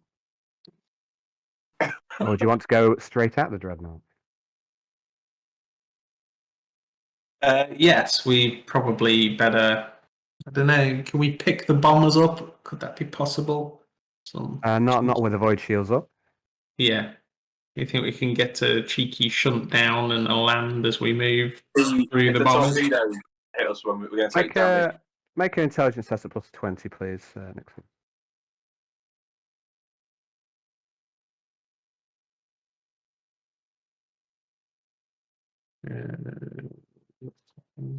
There we go. Yes. Okay, you estimate that it would be very challenging to take the bombers on board without taking torpedo hits to the craft. You think it's probably better to leave the void shields up as extra defense against torpedoes, and if they are brought down, and then use that opportunity to bring on board the bombers. Very good. In that case, we'll just have to go fucking full You're going full speed directly at the dreadnought, is that correct? No, towards the. Will we cover the bombers if we go to the right? Yeah, the size of the ship will cover them to a large degree. Yeah, let's do that then. Okay, so you want to go this direction? Or do you Off want to? Can you draw onto me the map? Can you use the freehand? Show me. Is it this direction you want to go? Or I know you want to go this direction. You want to turn to this Yeah. direction. Okay. Please make a piloting roll. Again, it's at plus 25, so plus 15 for the ship. Yeah. And is that what I'm saying? Have you rolled? Did you roll? Ah, there we go. Okay, so you nearly do that. So you turn the ship, not quite the angle that you want, but it's not bad. So you're actually pointing. I'm thinking maybe This just direction leave now, the okay? rerolls until it's really bad. You're now pointing this direction, and you Yeah. move forward at a speed of 4, which is full speed. So it's 1, 2, 3. 4. You are blocking, but you're also kind of blocking the interceptors as well. You're also blocking the bombers. So all the smaller ancillary craft are now behind the Malevolence. Alexa, Yes. shooting phase. Okay. Have I got Brings small me- weapons I can use to target the torpedoes and things? Yes, but we'll come to that when the torpedoes hit. You've got a series of like turret cannon that can try and shoot down the torpedoes. So what we'll do is, first of all, we'll do the primary weapons. So the mass drivers are still charging. Can't fire them. Yep. The plasma cannons are charged, but they fire to the forward arc. So I think that they are not now. The dreadnought's no longer in the forward arc. Yep. You've got the broadsides, the macro cannon broadsides. They can shoot. I'll shoot them. Okay. So bliss skill, plus 10 for the ship, plus 10 for Lucius. Okay. Oh, actually, I think we're also at short range now. So plus 10 for range, plus 30. Plus 30.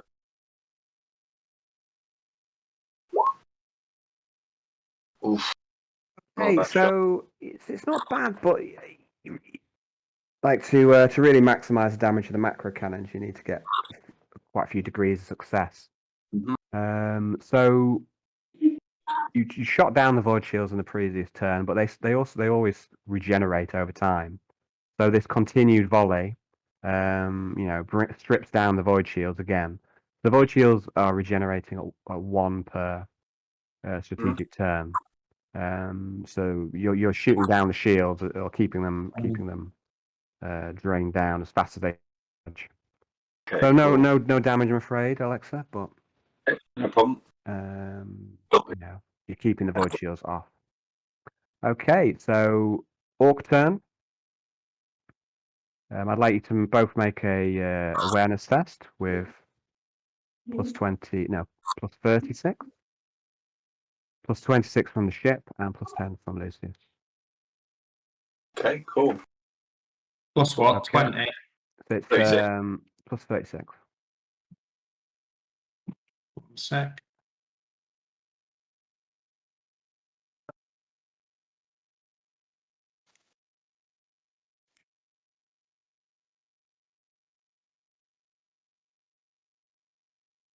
Right.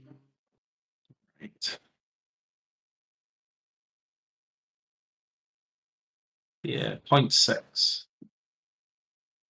Okay, so both of you detect a build-up, another energy surge from the Ork Dreadnought, and you deduce that this was the same type of surge as what happened before the shock attack guns were fired. Okay. Okay, so there's an attack from shock attack guns. What's the bloody rate? Oh, mind you, actually, shock attack and were a massive rate. Yeah. Yeah, Is it they unlimited? I mean, Attempt- I think in 40k they were limited, so Yeah, they're gonna walk. I don't feel confined with Ork technology at all. It's like, how far does it fire? As far as it wants, as far as we need it to fire. Deathmatch, Shock attack guns are incredibly long range. we all get shredded by. That's how we die. Okay, but there's no fresh comms to the bridge reporting more teleporting snotlings on board.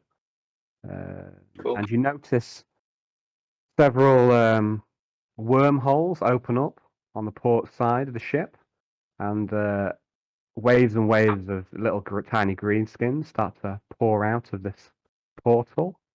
And they start to float away, instantly freezing to death. And then dying of asphyxiation. Nice. Okay, so the torpedoes are pretty much upon the Malevolence because they're so close. The interceptors don't have a chance to get there and do screening fire. So I'd like Nixios to make an evasive maneuvers roll, which is your piloting plus the maneuverability bonus of the ship, which we said was 15, right? And then it's plus 10 for Lucius. I think. No, I'm jolly well going to re-roll that.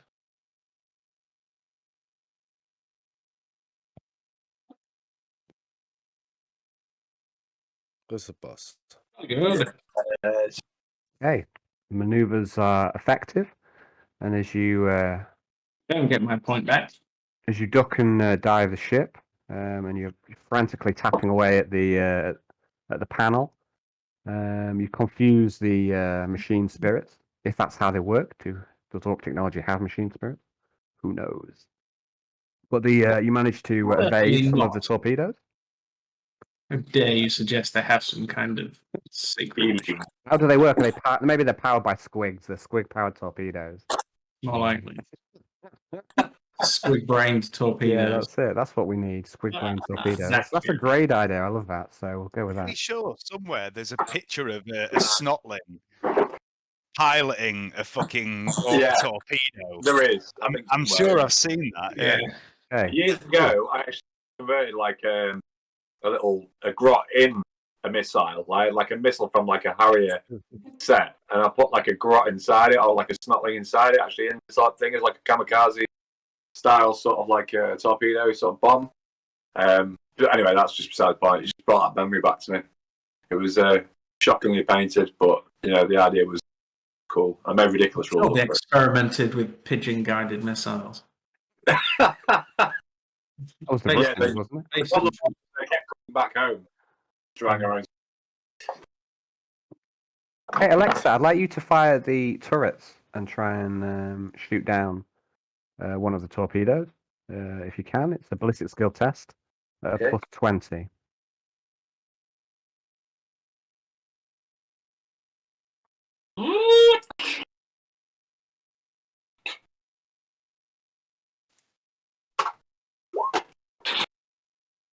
Okay, so 2 of the torpedoes We're about impact, to take some damage.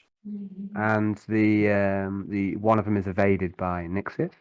2 of them impact, but the Malevolence has 2 void shields, just like the Ork Dreadnought, and they're both stripped down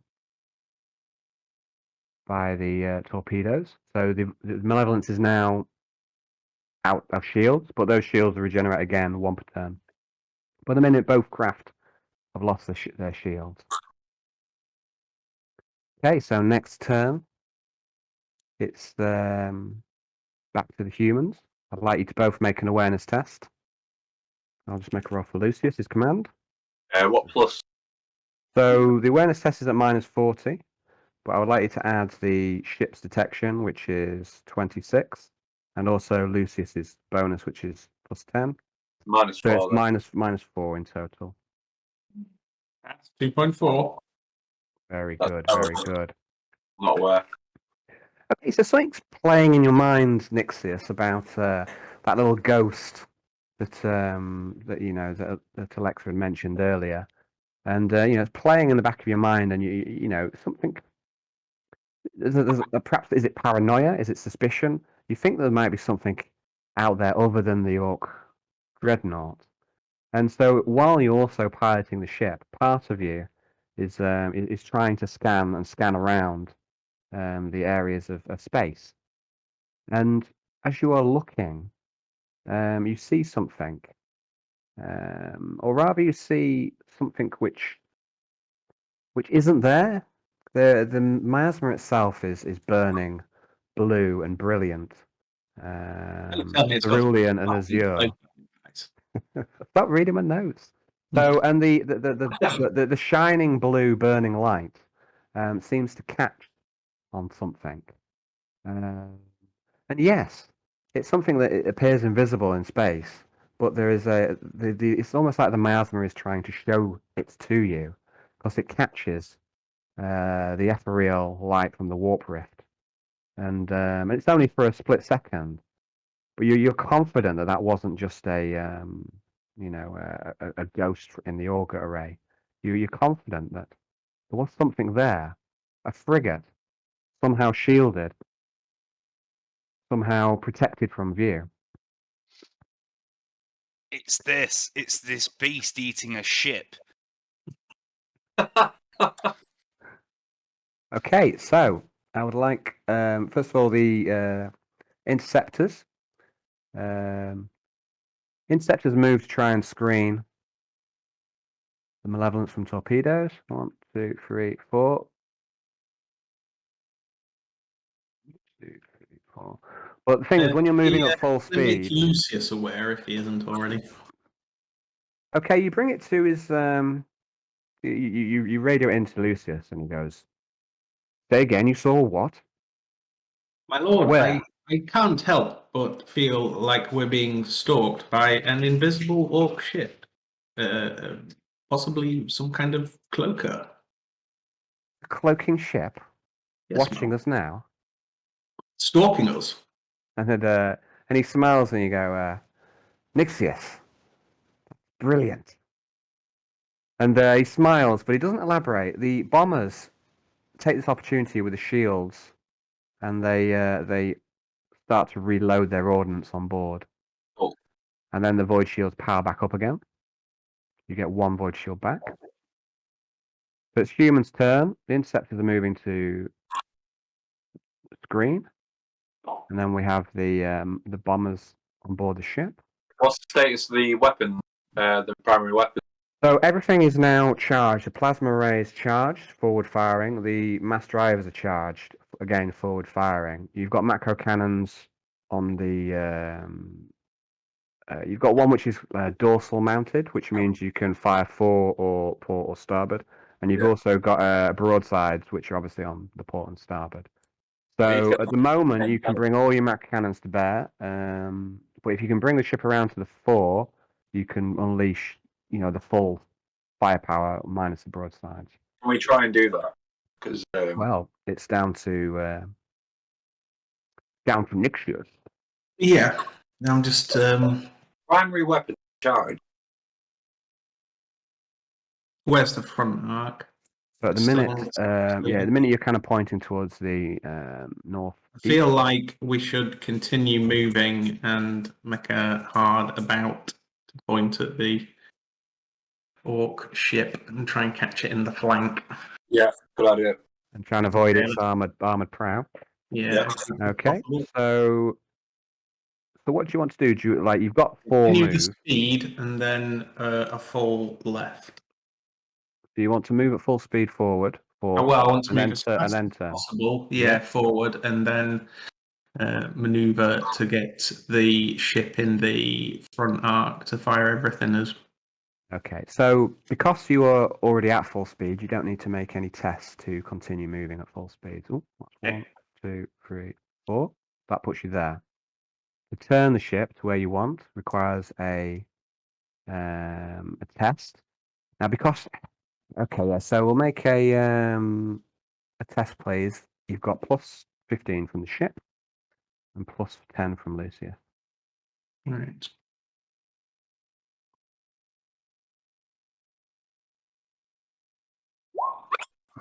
Oh no. no! It's Oh, Yeah. Let's have another reroll. Oh, slightly better. Okay, so you're unable to bring the dreadnought into the forward arc, and you can only bring your starboard or your port side weapons onto it. So Alexa, you have back then. well done, very good. So Alexa, you have the dorsal mounted macro cannons and the port side macro cannons to fire if you want. Yep, I'll fire them. Okay, so I'd like you to make one roll, Blisker roll on each. It's plus 20. We'll do the dorsal one first, which is weaker. Pretty good. Oh, it's perfect. So that's 3 degrees, which is the maximum strength. And then we'll do the port side ones, again at plus 20. 1 degree of success. Okay, so you've got 3 hits, 3 additional hits from the dorsal, and 1 additional hit from the port side. Okay. So one of those shots gets eaten up by the void shield that's just been recharging this turn. That puts us down to a total of 4 hits. So I'd like you to roll damage for each of these 4 hits. Okay. The damage on this shot is D10 plus 2, I think. Just one moment. Yeah, D10 plus 2. Oh, that's 10. Yeah, I'm afraid there's no crits in that regard. It don't work like that in this ship combat. So we've got 7, 12, 16. Okay. 7, so that's 14.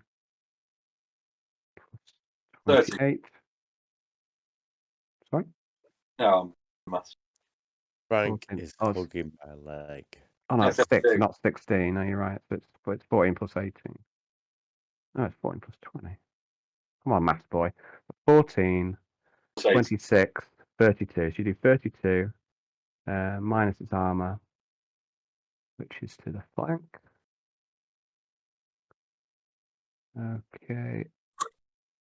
So you do a total of 12 points of damage to the hull integrity of the ship. Cool. So it's the first damage you've really landed on the Ork Dreadnought. 58. Okay. So you've still got, though, the plasma cannons and the mass drivers charged. Okay, cool. Okay, so it's the Ork's turn. Now the Ork, okay, it's going to move. We'll try and turn.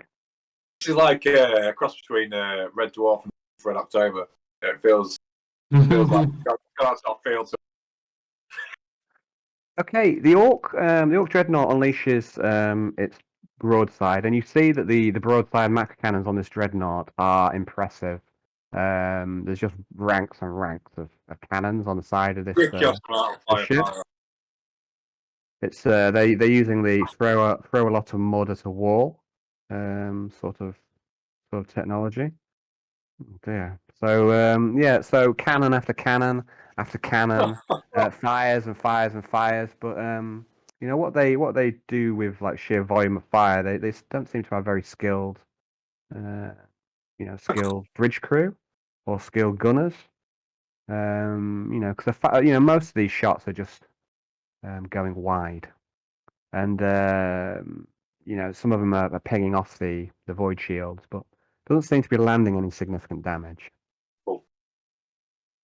Good. Okay. So we're going to go back to the next turn. It's the human's turn.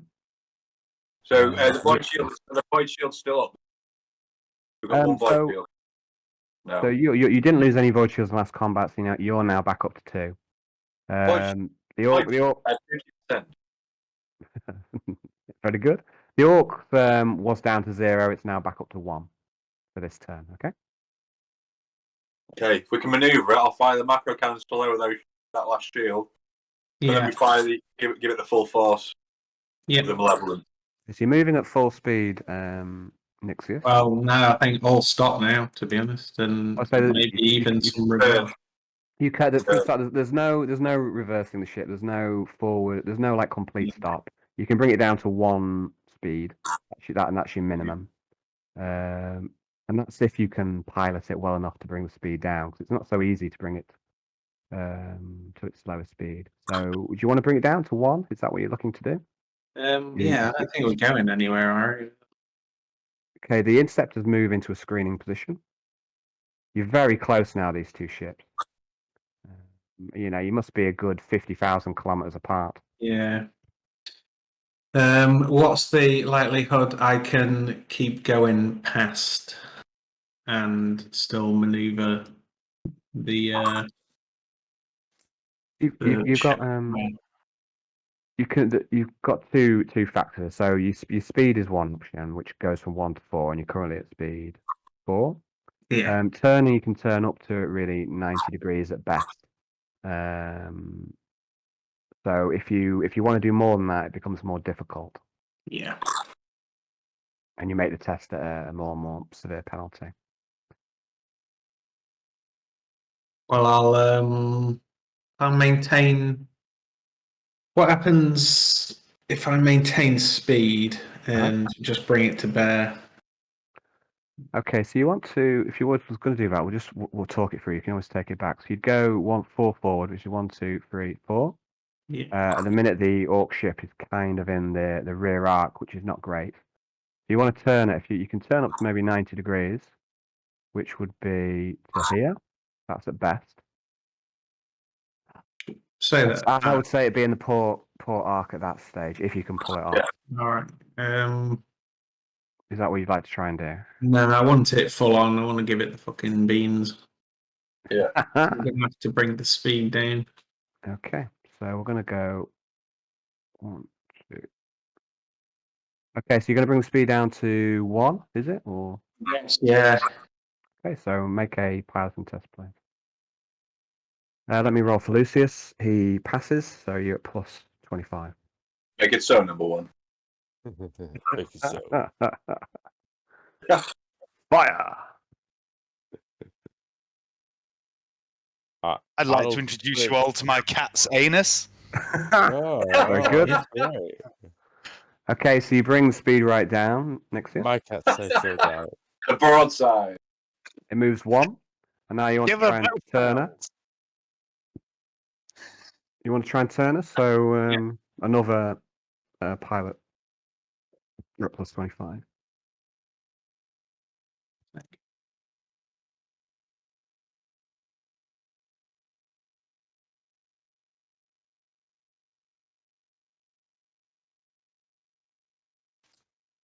Okay, so you're struggling We to try bring and her around. reroll. Okay.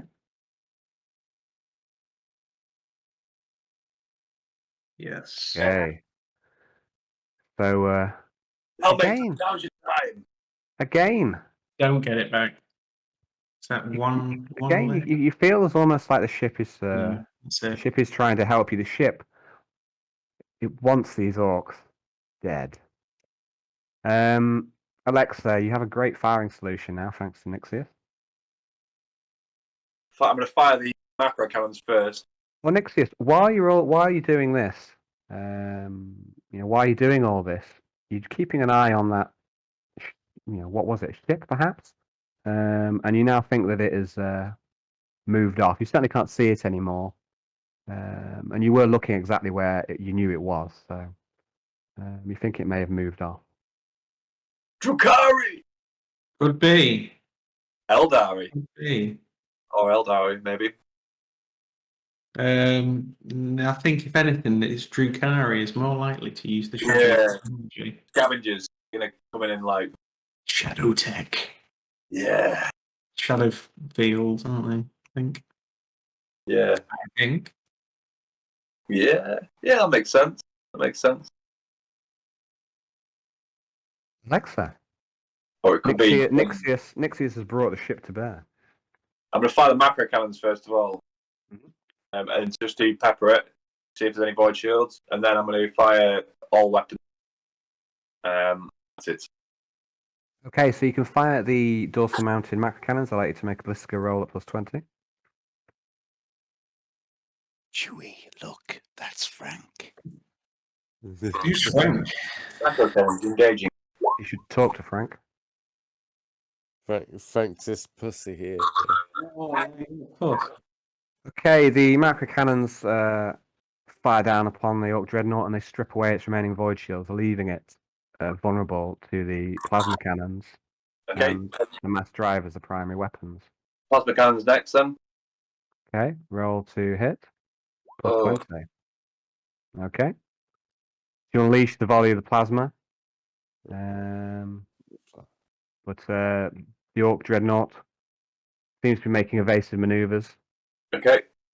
This brick is dodging out of the way. Incredible.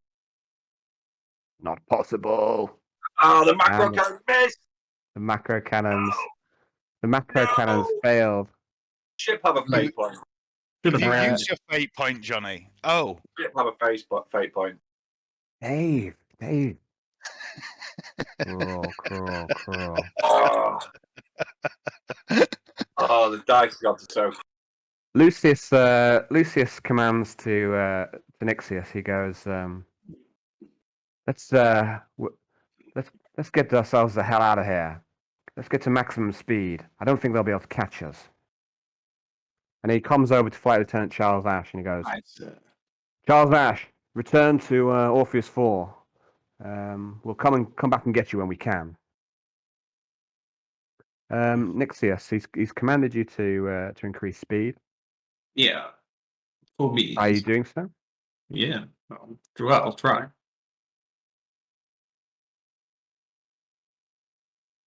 Ah, God. Fail. Like, most important roles. Alas, the dice decide. Do. Okay, so you power up speed.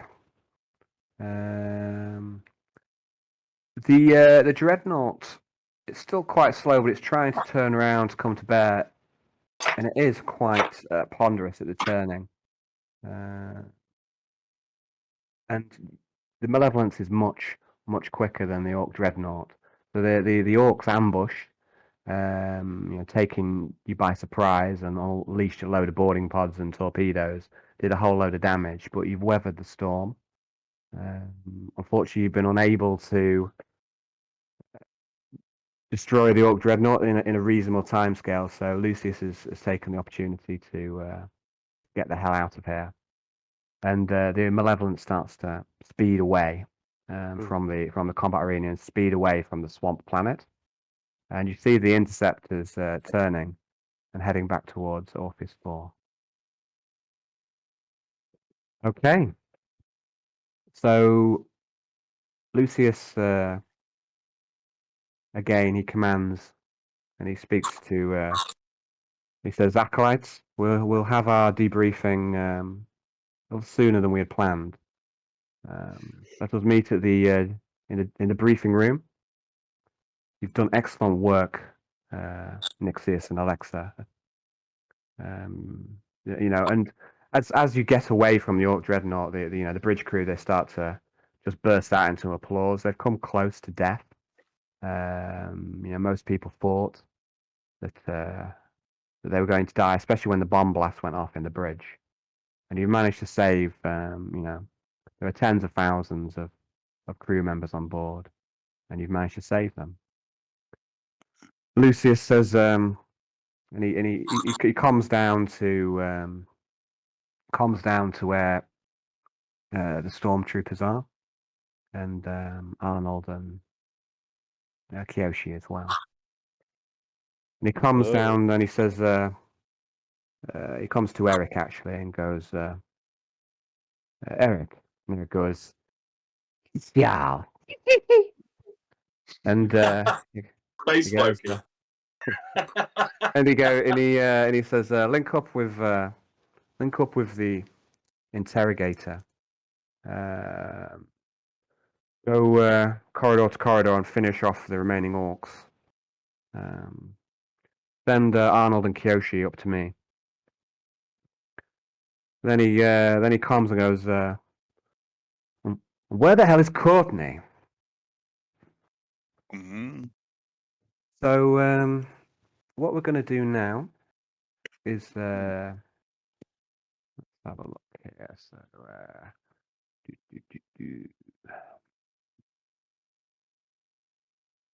I'm going to put in a debriefing room.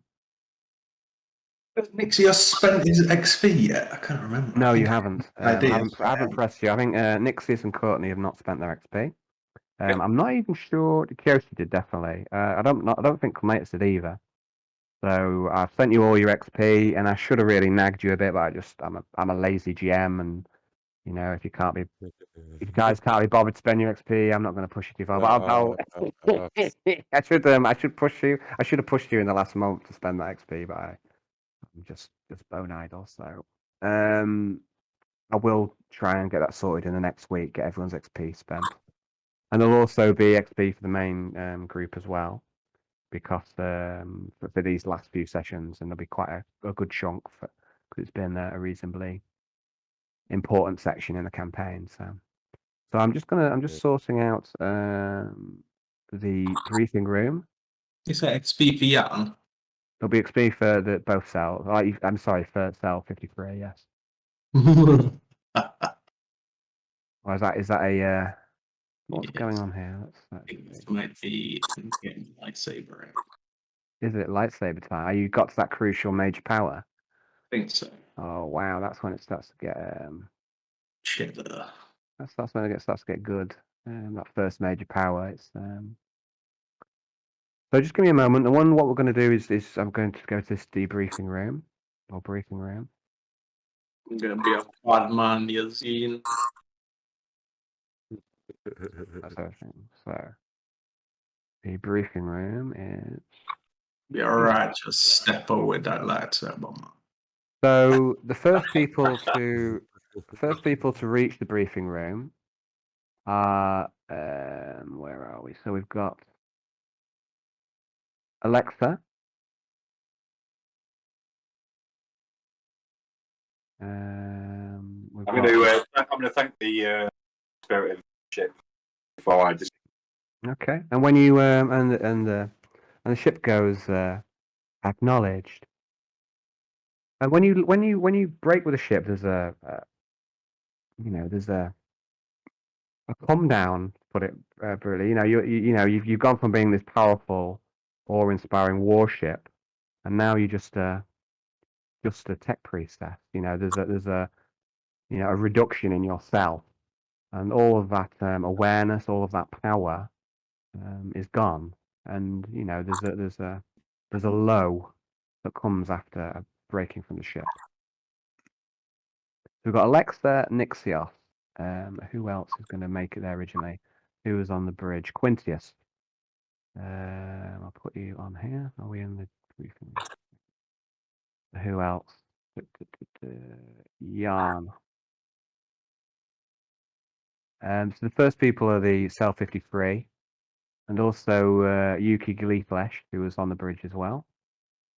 The briefing room is just beside the bridge. So hopefully you can all see the briefing room now. Okay. So I'd like the 4 people who are there to put themselves onto the pick yourself a chair and then sit down. Okay. Where's Quintius? I can't see Quintius. You're not. He's right at the top. Oh, that's why. Yeah, I thought I was at the top of the map, but I'm not.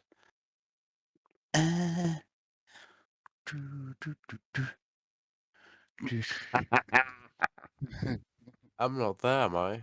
Not there yet. No. This is just it's the original people on the bridge. They get to the briefing room first, but you have been summoned to make your way there.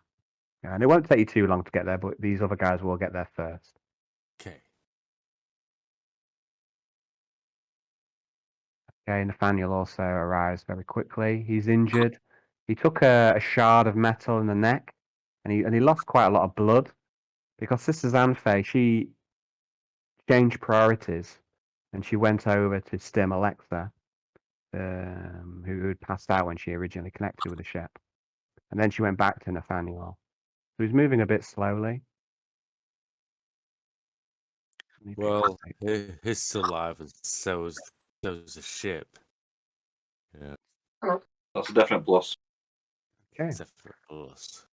So that's where we're going to leave it for now. And what we're going to do is we're going to travel back in time. Earlier that day, we're going to do a little bit of something which I wanted to do previously, which is to pick up the stories of the NPCs and see what they had done during the day leading up to the Ork attack. So you came from the planet, you were all on the cargo lifter, and then we went on to Cell 53, and Cell 53 all split up and did their own little things. I never got the chance to do any time with Cell 54. So I'd like to have a go at that. So I would like to ask you all to be respectful to the timeline. It's a precious thing. Continuity of the timeline has to be maintained. Dave Bacon. What do you mean? Why are you bringing me up? You did this before when there was a timeline potential for timeline mischief. No, I already know what I want Kiyoshi to be doing. So I mean, for one thing, he's going to be studying orcs and learning how they're really easy to beat. Okay, so I'm just gonna have a quick break. We'll have a quick couple-minute break. Just gonna go for a slash.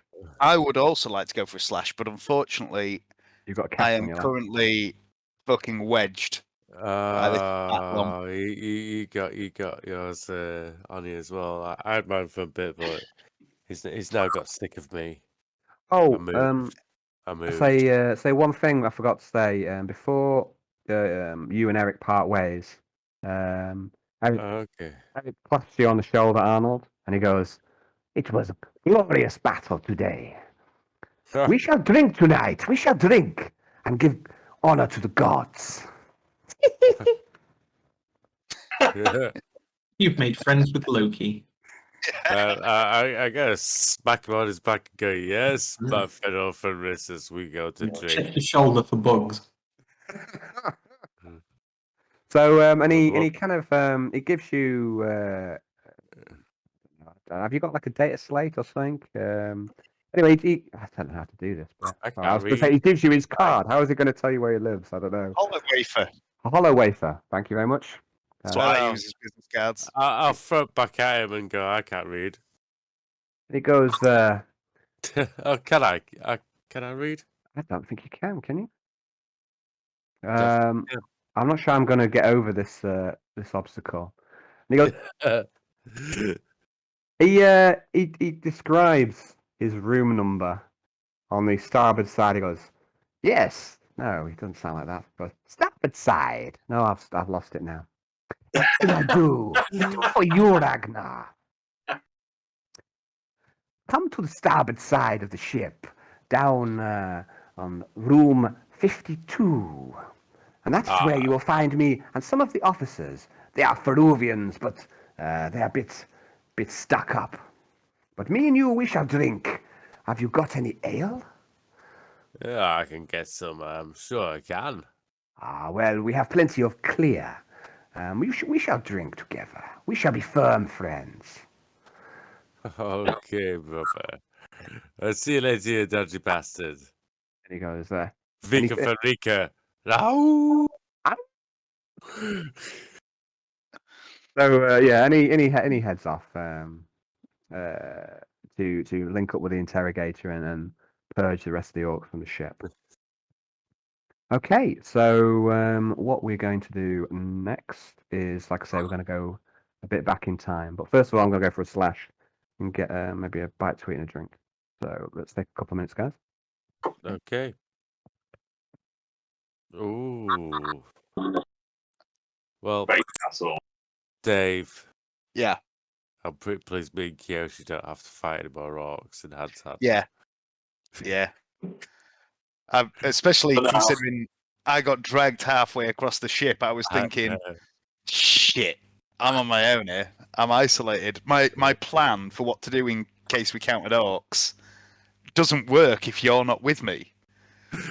No, we should, you know, maybe we should tie ourselves together next time in ship combat with a. Yeah. I was fully expecting to hold out Kazushini and go, "Take this. It is dangerous to go alone." Like proper quote Zelda. Yeah, I had all of it. Andy on my Yeah. shoulder at the same time. Put me down. I like that little thing. Put This me is down. ignoble. Awesome, baby. I just love the idea that this fucking stormtrooper who knows Kiyoshi has met a fellow Fenrisian for the first time, and while he's doing it, he's talking to Arnie's face and Kiyoshi's ass as you've got me in a fireman's lift.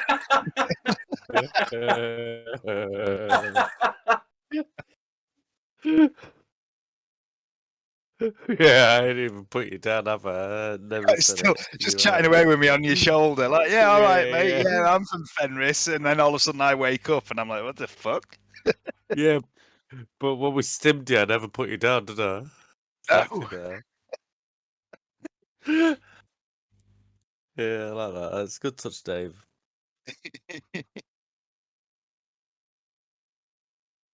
What are you doing, cat? What are you rolling around? Show me belly for. Do you want this? Here you go. I've got Frank next to my foot here. He's just chilling out next to me, waiting for me to go inside, ready for food. Chew is the only cat I've ever known that actually likes you to grab her belly, and she'll actually grab your hand and pull it in and sit like this for hours. Oh, so you get to feel her fluffy extra bits. A fat fucking lardy wobbly gut. Oh, One Frank. of our cats is a street boy cat, and he's ever so lovely. But he was about 6 inches away from squirrels because we've got squirrels coming around at the moment, eating nuts that we put out.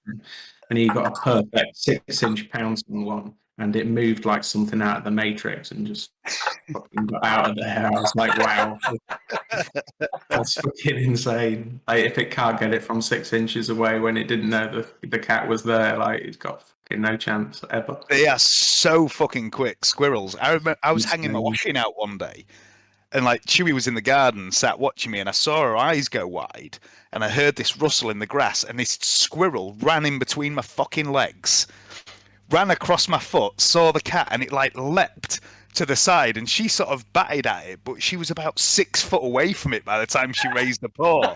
And she sort of looked like she was sat there going, like, totally stunned by the speed of this squirrel. It was incredible. Mhm. But she gets plenty of like shrews and mice and things like that. She's always bringing stuff in. He's brought back a few headless pigeons and rabbits. Yeah. When I was younger, me and my mates trapped a squirrel once. We let it go, but we caught it. We used like a 2 rakes, the plastic rakes, so like pin it.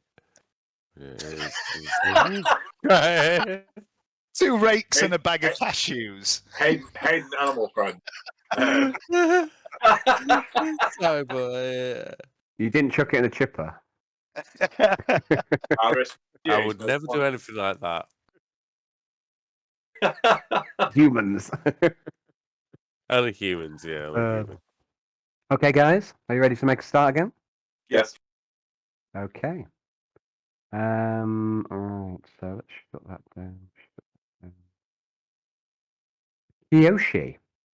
Yes. After the mission to Orpheus 4, you return to the Malevolence on board the cargo lifter, and you part ways with the other members of Cell 53 and Cell 54. And immediately, the first thing you do, because you're a good, dutiful person, is to check whether you've been scheduled any guard duty. So you check one of the control panels that can be found intermittently about the ship, and you type in your personal code. So Typically, you share your duties with Interrogator Mattis and Magister Jagannatha. But you see that a new name is entered into the rota at the moment. Samanatsu. Sounds a Peruvian name, but you don't recognise its owner. But it appears that you have some free time, a precious luxury. But you are due to guard Lucius in several hours' time. Okay. You have a compulsion to complete your tattoos. I do. You do indeed. So you journey to the starboard barracks. The barracks is a huge chamber that houses around 2,000 men, mainly military men and naval officers, bridge crew, and stormtroopers. And it's here that the majority of the Peruvians on board can be found. You don't sleep here. You have your own personal chamber, which is quite close to the Inquisitors. So I'm just Okay. going to bring up the map and show you where that is. We'll shifty the orcs off. Away with you, orcs. Be gone, foul greenskins. Okay. So, starboard barracks, I believe, is this one here. I think so, or it could be a mess room, or it could be one of these. Let me just check. I've got to check the. So barracks is 9, so it's actually this one here. There's 9 on the starboard side. Okay. Mhm. So the it's a large large chamber, one of the larger ones on board the ship, and the barracks contains rows and rows of bunk beds that reach up high towards the high ceiling. There's stack and stack of living space here, and it holds many soldiers. But the barracks has kind of grown, organically into a settlement of sorts, and soldiers and crew will swap beds to be closer to their communities. So, for example, you have within this barracks, a kind of a Peruvian district, if you like, or Chinatown, as it's colloquial known. Racist. No, it's not saying that. That's not what it's called. But anyway. So it's almost like a townstead. This barracks, there are areas which are set aside for trade and business, and canvas sheeting subdivides the barracks into corridors and into rooms, and the beds have been moved around somewhat in places. So it's not the what you might think of just row and row and row of beds. It's grown into almost like a settlement of types. So the Ephraimians are garrisoned together. They formed a small district at the far starboard aft side of the barracks. And as you head down this way, many of the Ephraimians recognize you, and they give you a stoic nod as you pass. I nod And, back to each and every one. Very good. Am I with you? No. So we've gone back in time about 8 hours. This is Okay, before yeah. the Ork attack. So what we're Yeah. going to do now is we're going to do a little mini session. One with Kiyoshi, one with Sister Clematis, one with Nixios, and one with Courtney. Okay. And hopefully we'll get them all done. I'll stood up and carry on. Yeah, no worries, buddy. So so we're going to do a little, just see what happened to the NPCs before the Ork attack. Yep. So so it's here in the Peruvian district that you'll find the artist Nahiro Makadi.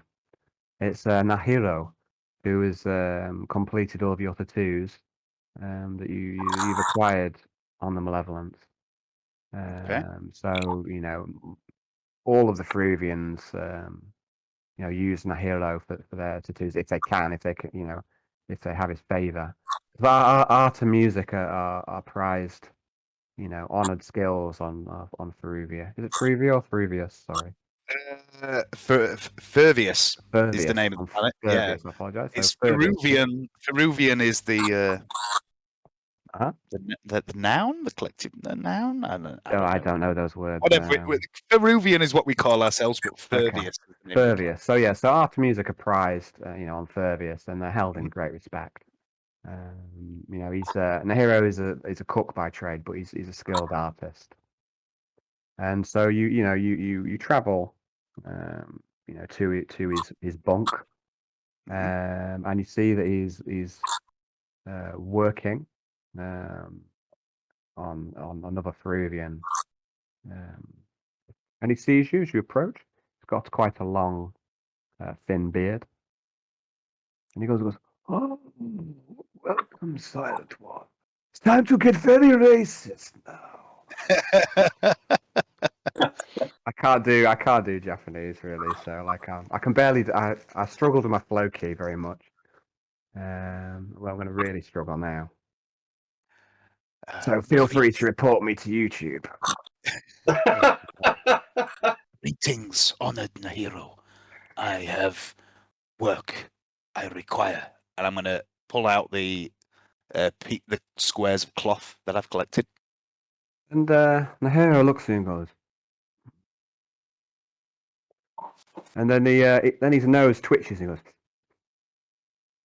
something is off about your takings. And you catch what he says. There is on the edge. There's an odor to these the things you brought out, the things you brought with you from the mine.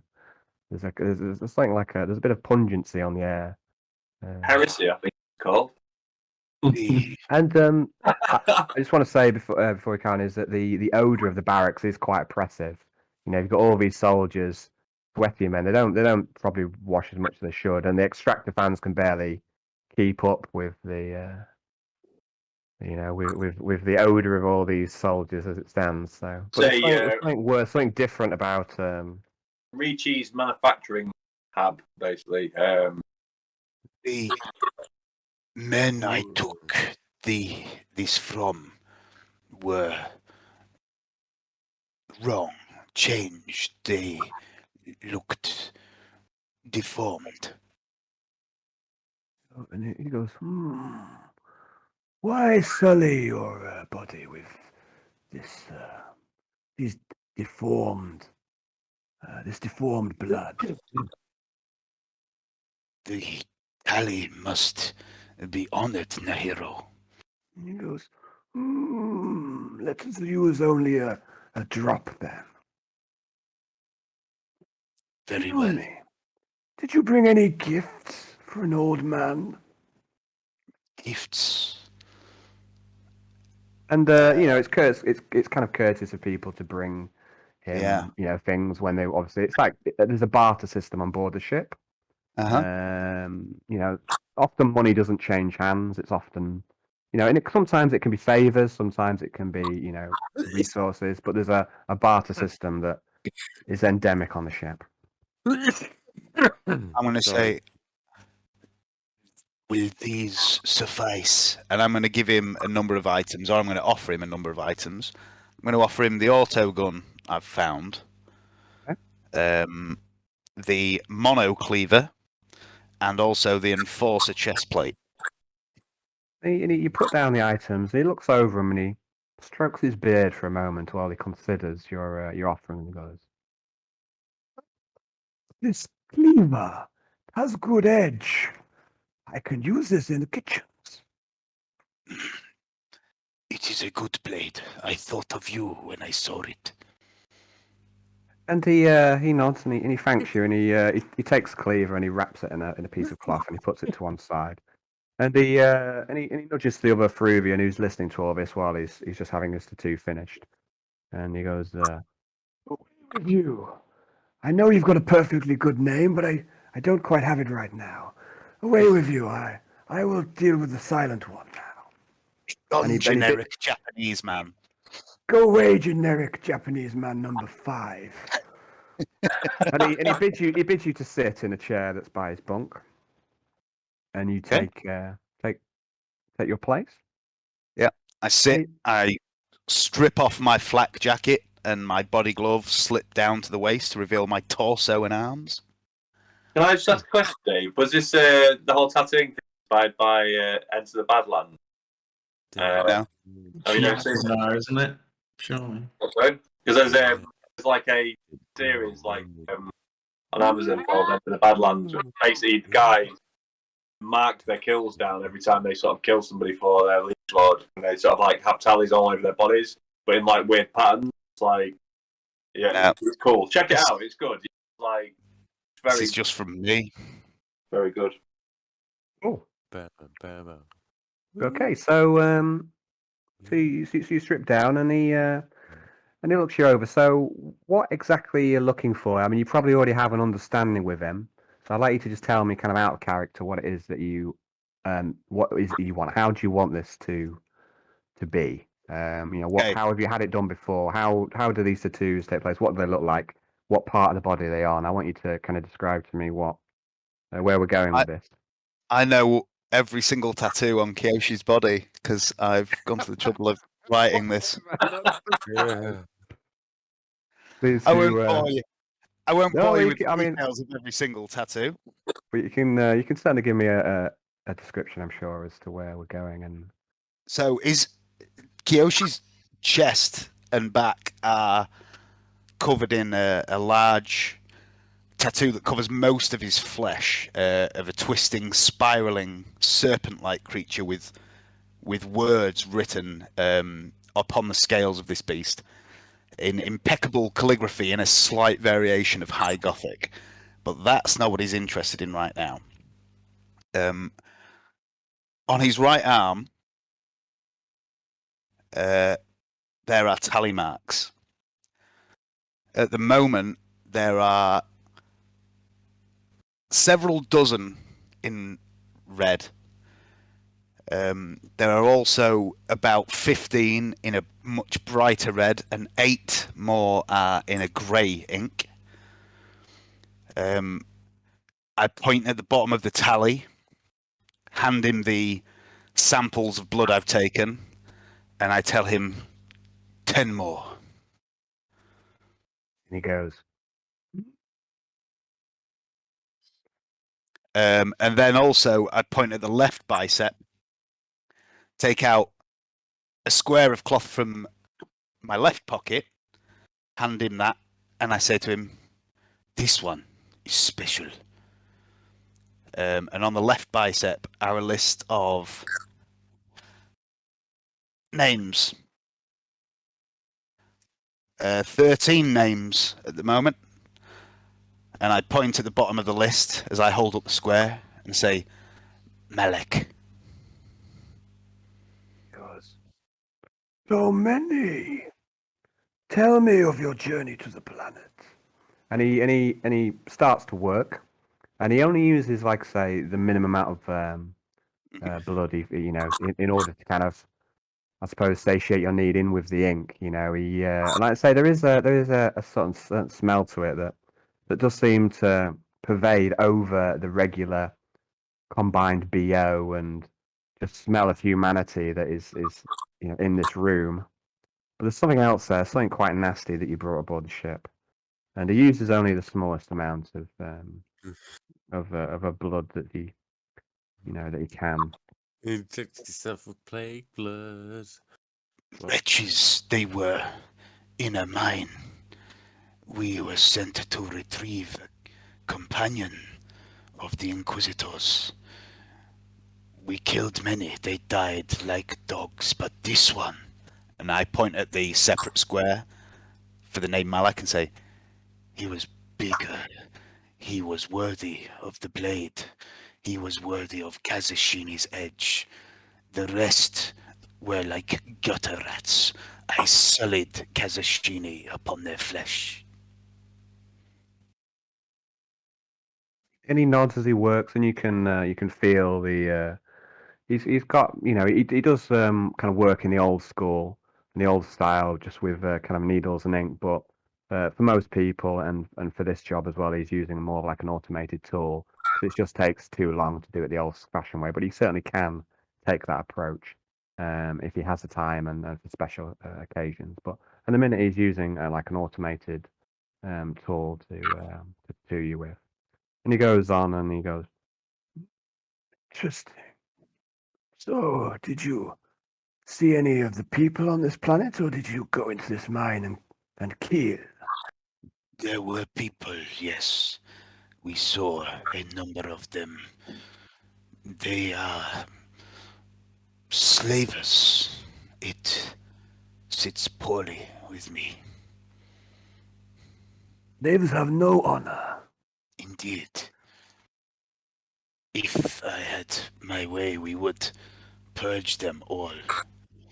But beneath the surface of the world, in their mind, there was a greater evil than slavers. A beast, a foul creature. We defeated it, but I am not convinced it is dead. So that is why you do not put its name upon your flesh. I did not consider it worthy. But no, I think it lives still. What kind of evil? What did you see? It was a creature of many mouths and tentacles, and unlike anything I have seen, it made the Drukari and the Urkans that I killed seem pathetic by comparison. This place is cursed. All men know it.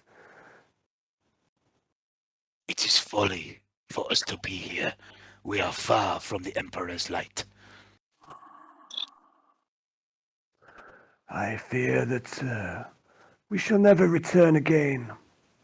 That's not Japanese at all. Oh, we shall never return again. Come on, Certainly.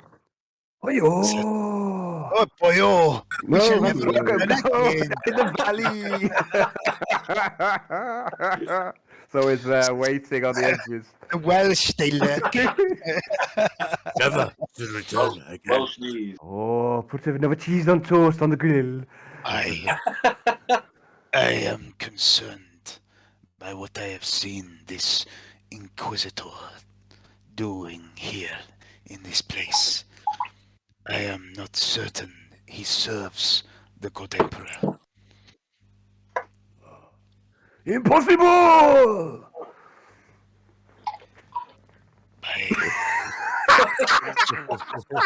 Impossible! My code. Sorry, I'm Tells me- sorry.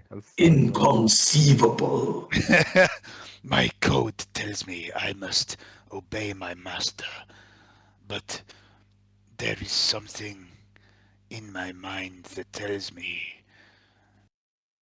this is not my master. He nods and he goes, you must follow your soul's desire. And he continues his work, but he doesn't speak again. I would like you to make a willpower test. Oh my God. I knew no good would come of bringing I that mean- goddamn mutant blood aboard, but I made And my injecting character it into your flesh. 'cause that's how I wrote he was going to be. Is it just straight willpower? Great willpower. Ah! Oh no. I'm going to fate point that because I haven't used one this session. Yeah, this is a fate point that you'll later on burn. So yeah, that'll do. Oh, It's going to cheers. be weird now because we're like back in time, aren't we? We're back in Yeah. time. So at this point, you have 3 fate points. It's or no, 2 fate points. You see what I mean? It's anyway. Back in the good old days. Yeah, it's getting weird now. So I would like you to take a corruption point, please, for Oh, the mutant blood that you've just injected into yourself. Yoshi doesn't really understand what mutants are, so why would he avoid it? I know, and it burns. The tattoo burns for the rest of the day, and they don't normally do that. It's That's just probably why I got fucked up by orcs. Would be. You heard of Distracted by the hepatitis, blood. Kiyoshi. But Okay. okay, so we're going to leave Kiyoshi there, and we're going to go on to Sister Clematis. Hell, bonjour. Bonjour. So, Hello. Sister Clematis, Oui.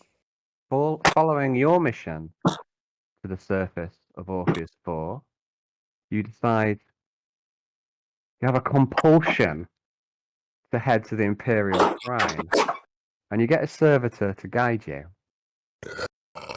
And once, so this is, so if we just try and recall what happened before, Cell 53 actually went to the shrine as well, and they bumped into both Sister Xanthei and Sister Clematis. Yeah. You got yourself some side quests there.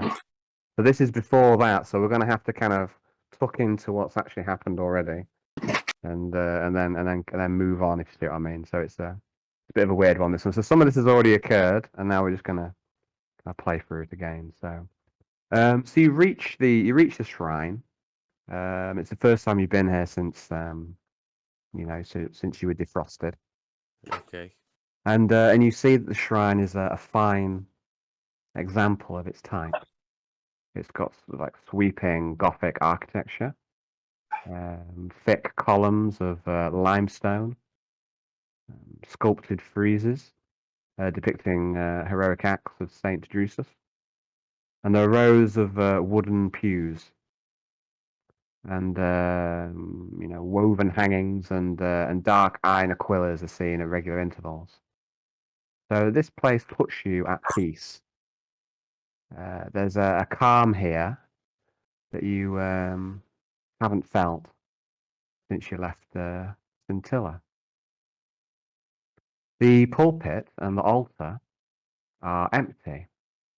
There's no sign of any clergy, and it seems to you that there are not so many worshippers here, really, which upsets you. There's an old lady playing an organ far off in one of the corners, and she keeps hitting the wrong notes. You see a familiar face. Sister Xanthei has made it here before you, and she is talking with an old man. And as you approach, the old man scuttles away. So Sister Xanthei, she sees you, she nods. And now it's time to do Sister Xanthei's accent, which is going to be a struggle. I can't do women's accents very well. That's kind of okay. That's okay. We'll go with that. It's your go-to. That's my go-to, which is a bit like Vanetta's as well, isn't it? I'm not gonna mention Dave's Dave's what? go-to accent. You just did. Let's not speak about that. Yeah, but let's just not speak We've about all got a go-to. So, and mine is Wales. We lost you, Dave. Dave, you're muted, buddy. Well, you're muted, buddy. We didn't catch any of that. Whenever I need an accent, I'll just go fucking Cockney, didn't I? It's Hey. fucking easy. It's easy, Cockney. Yeah. Just fucking swear a lot. Whoa. You fucking cunts. Who the fuck are you people? Okay, so right, where are we? Need to do this is Xanthei's accent, and she's prim and proper. So she nods at you, and you see there's still hurt written upon her face, and you can tell that her time in the mine has scarred her. Bitch. She wears a hurt on her face, but she seems pleased to see you. Hey, bonjour, Xanthei. My pleasure. Would you like to come and pray with me? You seem to be in a dark place. Let me enlighten you. She goes, yes. Let's pray together. And you head over. I mean, what exactly do you want to do, Clematis? How would you want to go about this prayer? Have you anything in particular, or I'll walk you all through it. you what? Sorry, I'll just do it. Okay. So you lead her in prayer. I'd like you to make a performance roll, please. Okay, I was gonna perform. Yeah, okay. I think you've got performer. I do. I'd like you to add a plus Ooh, 30 here, please, because was- you're really in your element here. I love when she sticks a finger up on you when you acts as a character sheet. Where's performer? Trade performer. There it is. 41. Click. Plus 30, you say. 30. Oh, come on, Hayden. You drank too much too quick. No, Went that's too it. deep, too fast. Oh, it's 9. It's okay. Okay, so you lead her in prayer, and you go through a number of prayers which are very close to your heart, and that you think might provide her with some solace. And yes, you feel that your words are moving her, and that the comforting calm of this shrine, and that your holy words seem to be bringing her out of her dark place somewhat. Although you do wonder whether some of the scars will ever truly heal. I mean, she actually turned her weapon on allies, and she's committed a betrayal. She cracked in this combat situation, and she's used to being so reliable in combat. And here, when she faced the demon mother, she just lost it, and she's I could do some sermon if you I want. say, you are kind of doing that. You are going through some prayers, some holy words, and Okay, and yeah. and it seems to be affecting her, and she seems to be letting her guard down a bit to you a bit, and she says, on the surface, in the mind, I wanted to apologize again. That that creature, it bore straight into my mind. It's I was pinned in. I was like a prey animal. Like I couldn't do anything. Um, I feel sensitive to these types of creatures. Well, I will tell you, Sister Xanthe, that you need to still yourself hardened into the Emperor's grace, and you will be more steadfast. Do not doubt. Sometimes we all crack, but this is your time to fix those fractures and make them stronger. Reinforce them with your will and your faith in the Emperor, and you will be fine. Make a fellowship test. Okay.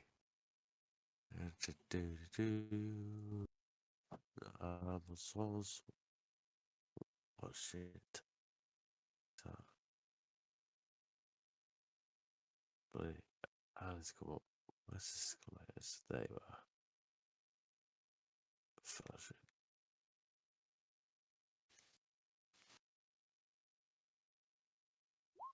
Oh. Do I have Okay. a fate point? You do. I'm gonna You have use 3 it. fate points. Boom. Oh. Boom. And she Oh, that's goes. even worse. She goes. I think Kiyoshi was right. Kiyoshi was right. I've decided. I've made a decision. I've decided not to fight anymore. I decided not to bear arms. I will be a healer. I and she and she and she. You've already got her bolt pistol. You picked it up in the mines, and she never tried to take it back off you. You already have her bolt pistol, and she pulls out two clips from the bolt pistol, and she pushes them into your hand, Oh. and she goes, Merci. I will be a healer. I will tell the Inquisitor. He'll understand." But I she think seems afraid of this sort of prospect of telling this to the Inquisitor. yeah. Well, thank you. Merci beaucoup. You do what you must. It's the only way. Yeah, the Emperor is here, even in this place. And she says to you, I told you before. I told you that I could read the auras around men's minds. It is a curse, a gift. This place, these people, there's something wrong here. Got a very bad feeling about this ship. There's something wrong about it. There's something wrong about all these people. It hangs images, symbols around the people, around them all, around the crew members. This place is cursed. This ship is cursed. We have to get away from here. We have to get out, sister. Then we should do it together. And she nods, and she seems feeling a bit braver about this. She goes, "Where will we go? We're light years away from the Calexa sector. How could we get back home?" Home is what we make of it. We can find the nearest opportunity to do our mission, do our job. But when we find a home or an area which we can maybe disappear into on mission, that is when we escape. She nods, and Alan, this is Xanthei. Alan goes, "Yeah, you could live in the bayou." But no, Sister Xanthei doesn't say any of that. And then at this point, Yarn and Arnold from Cell 53 turn up. Arnold goes to pray, and Yarn sees the two of you and steps over. And this is what happened in the previous session. There was Right. discussion over the mission on the surface, and Yarn discussed with Sister Xanthei and Clematis how to protect versus the miasma, and you discussed purity of faith versus flagellation and scourging of the flesh. The old man came back. He asked for donations. He asked Sister Clematis to run a service, and he told you all that the priest had gone missing, Father Tully, and he asked whether you could find him. And then Sister Clematis bit his head off for a bit. And so that all that happened before. So we kind of have to align the timeline. Yarn and Arnold then left, and Sister Clematis, at this point, you did a sermon, which went very well. Okay, because you've already made that role. You made it last session, and you really start to get into the swing of things with this sermon, and you really are in your element here. And you notice that the congregation starts to grow, as in rather than people coming and going, there are more people coming and staying and hanging on your words, enraptured, than people leaving. So the actual flock, if you like, starts to grow, and you lose track of time. And at some point, Xanthei leaves. Later on, Quintius comes into the room, and he stays for a while. He's inspired by your sermon as well, and he makes a few prayers to the Emperor and to Mumsy. Mumsy. And you give this sermon for hours and hours. You talk and talk until you're hoarse, and at the end you stop and you look over, and the congregation seems larger now than before, and there are many eyes upon you. And you see that there are people here hungry for the Emperor's word. Okay. And then, at this point, the ship moves to red alert. Warning! Warning! Ork threat detected! Ork threat detected! Oh my goodness, people, get to safety, get to the bots, get to your rooms. Get to Okay. safety right now. So you they are the congregation are looking to you for guidance. Yeah, this is what I'm saying. You're telling them to flee back to their rooms. I was saying, flee back to your rooms, make yourself safe, secure yourselves down, flee back, flee back. Okay, there's Lock you your know doors. you hear wretched, or like the ripping sound of metal. You hear fuzz upon the void shield, and the orc. This is where the orc attacks, and we shall leave it there for you. Okay. Okay. So Nixios, Yeah. is there anywhere that you would like to go? Anywhere in particular? I want to research this mother's pearl. Okay, And do what I you want. think I would like to do something about the pistol I got. I need some ammo, and I need some alien ammo as well. So Okay, so you've got. You should learn about piloting capital ships, Nixios. yes, I know.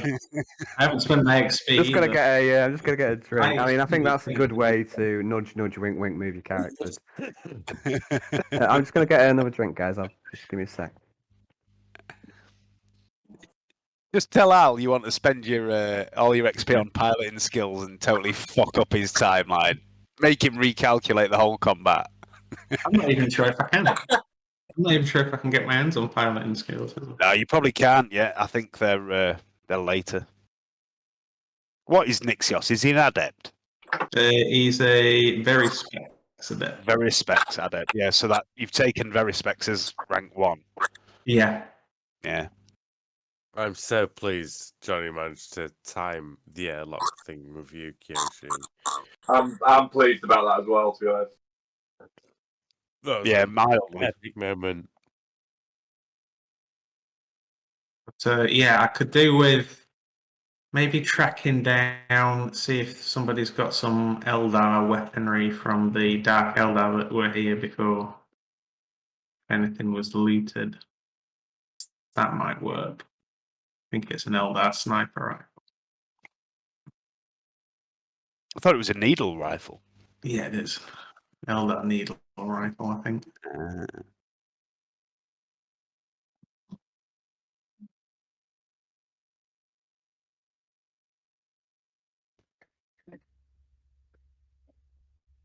Hello, Chester.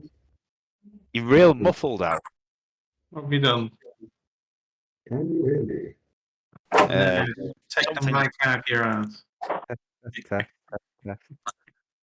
That's better. That's better.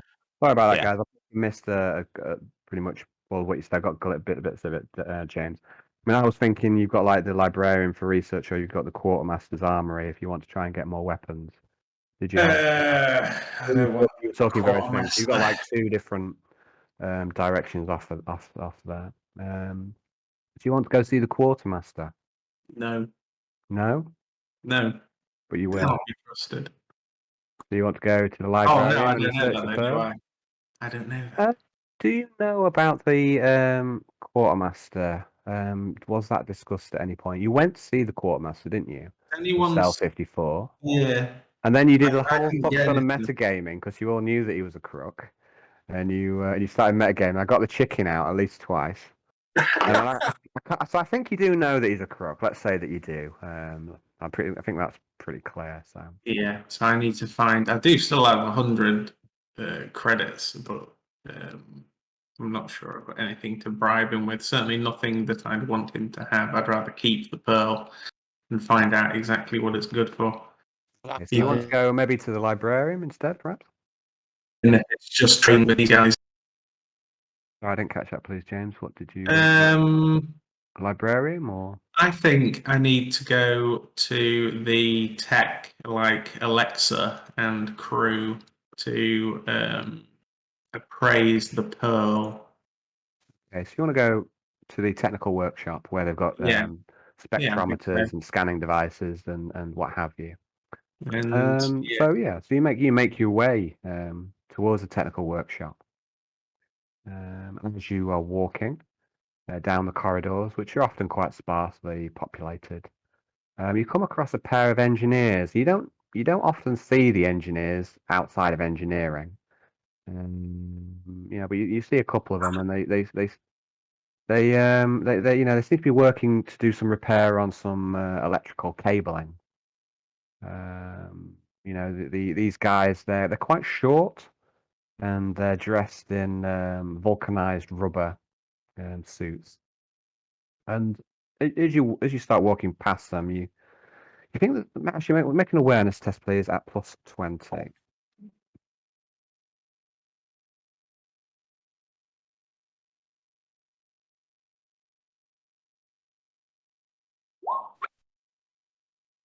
no, What have you rolled, please? this is last session, isn't it? this you've got your. It's a bit weird. This we're back in time now. I don't know. I honestly don't know how to do this. Yeah, we'll say you got your fate points, Brownie. Yeah. Like 'cause The timeline is ruined. So 20 again. Let me try re-rolling. Nah. Okay, so you pass these engineers, and there's something slightly off-putting about them. They both have a similar look about them, as if maybe they're from the same family. They've got kind of receding chins and receding foreheads, and kind of pale skin. Lots of receding. So yeah, it's just something about them What's a seems a bit receding weird. chin? They've both got receding chins and receding. What is a receding chin? A receding chin is like a chin that goes kind of in like this. Like, if you've got like a strong jaw, it would normally be like it comes out a bit, doesn't it? But Yeah. Okay.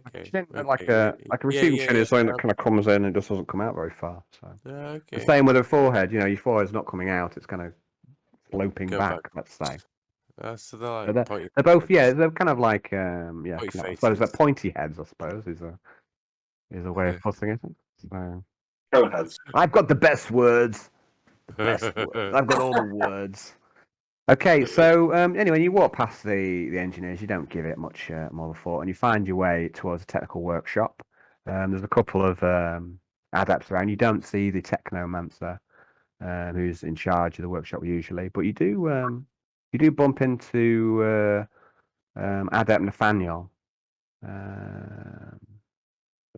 So Nathaniel is the other adept here. Is the one who helped you make the transfer papers and the tickets and the ID papers, that sort of thing. So you've done a bit of work with him before.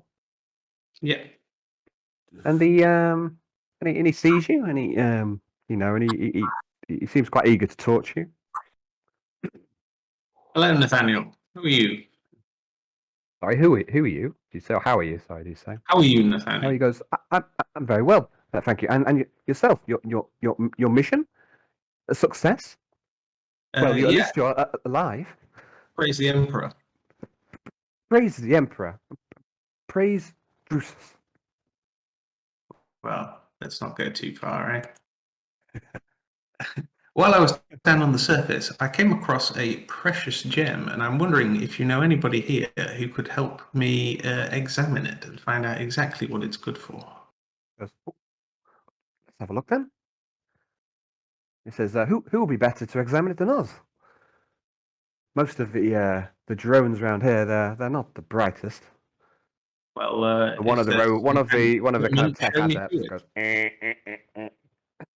and stutters away in one of the corners. So, Just making a note here. Nixios slandered Saint Drusus, Drusus, did he savior of the Calexis sector. It's going down. Lucius, didn't he? Oh no, That's not- yeah, no, he said Drusus, not Lucius. No. Ah, okay. Yeah, that's not Quintius or Kiyoshi making that note. That's Dave. I think that was an honest mistake. Honest mistake, wasn't it, Brownie? So. Yeah, I thought it was Lucius. Okay, so he says, well, let's have a look then. And assuming you get the pearl out, and it's it's massive, and like calling it a gem is not giving it enough credit really, because it's it's massive. It's probably about as large as a man's head, if not perhaps slightly larger. And you go, Colossal. it is he beckons you over to one of the spectrometers, and he starts to put it into a clamp and into a vice and tries to hold it into place. He goes, this is amazing. It must be worth a fortune. Well, Where did you get it? that's what we need to find out. Some hideous creature had it inside it, like a cetacean I don't even know I don't know what that fucking word means. I'm oyster sorry, is. Brownie. I personally don't know what that word means, so I'm struggling to roleplay when I don't know. When my dictionary's not big enough. Cetacean. to I say. don't know. I don't know whatever the fucking oyster is. I know we're Don't both know really how I clever, but convey that. let's use simple talk for the time being. Okay. Let's pretend we're really stupid. Like some giant cursed oyster with tentacles. Sounds awful. It was fucking hideous. Did you slay it in the Emperor's name? Yes, fortunately, using a needle rifle and my companions, but it took a toll on our minds. So, wow. They never let me go on any missions. They say I'd be a liability. Liability. I'm honestly surprised we came back from it. I And he wouldn't starts- lament such a thing. It's probably safer on this ship, even with all the Drukari. By the way, who cleans up the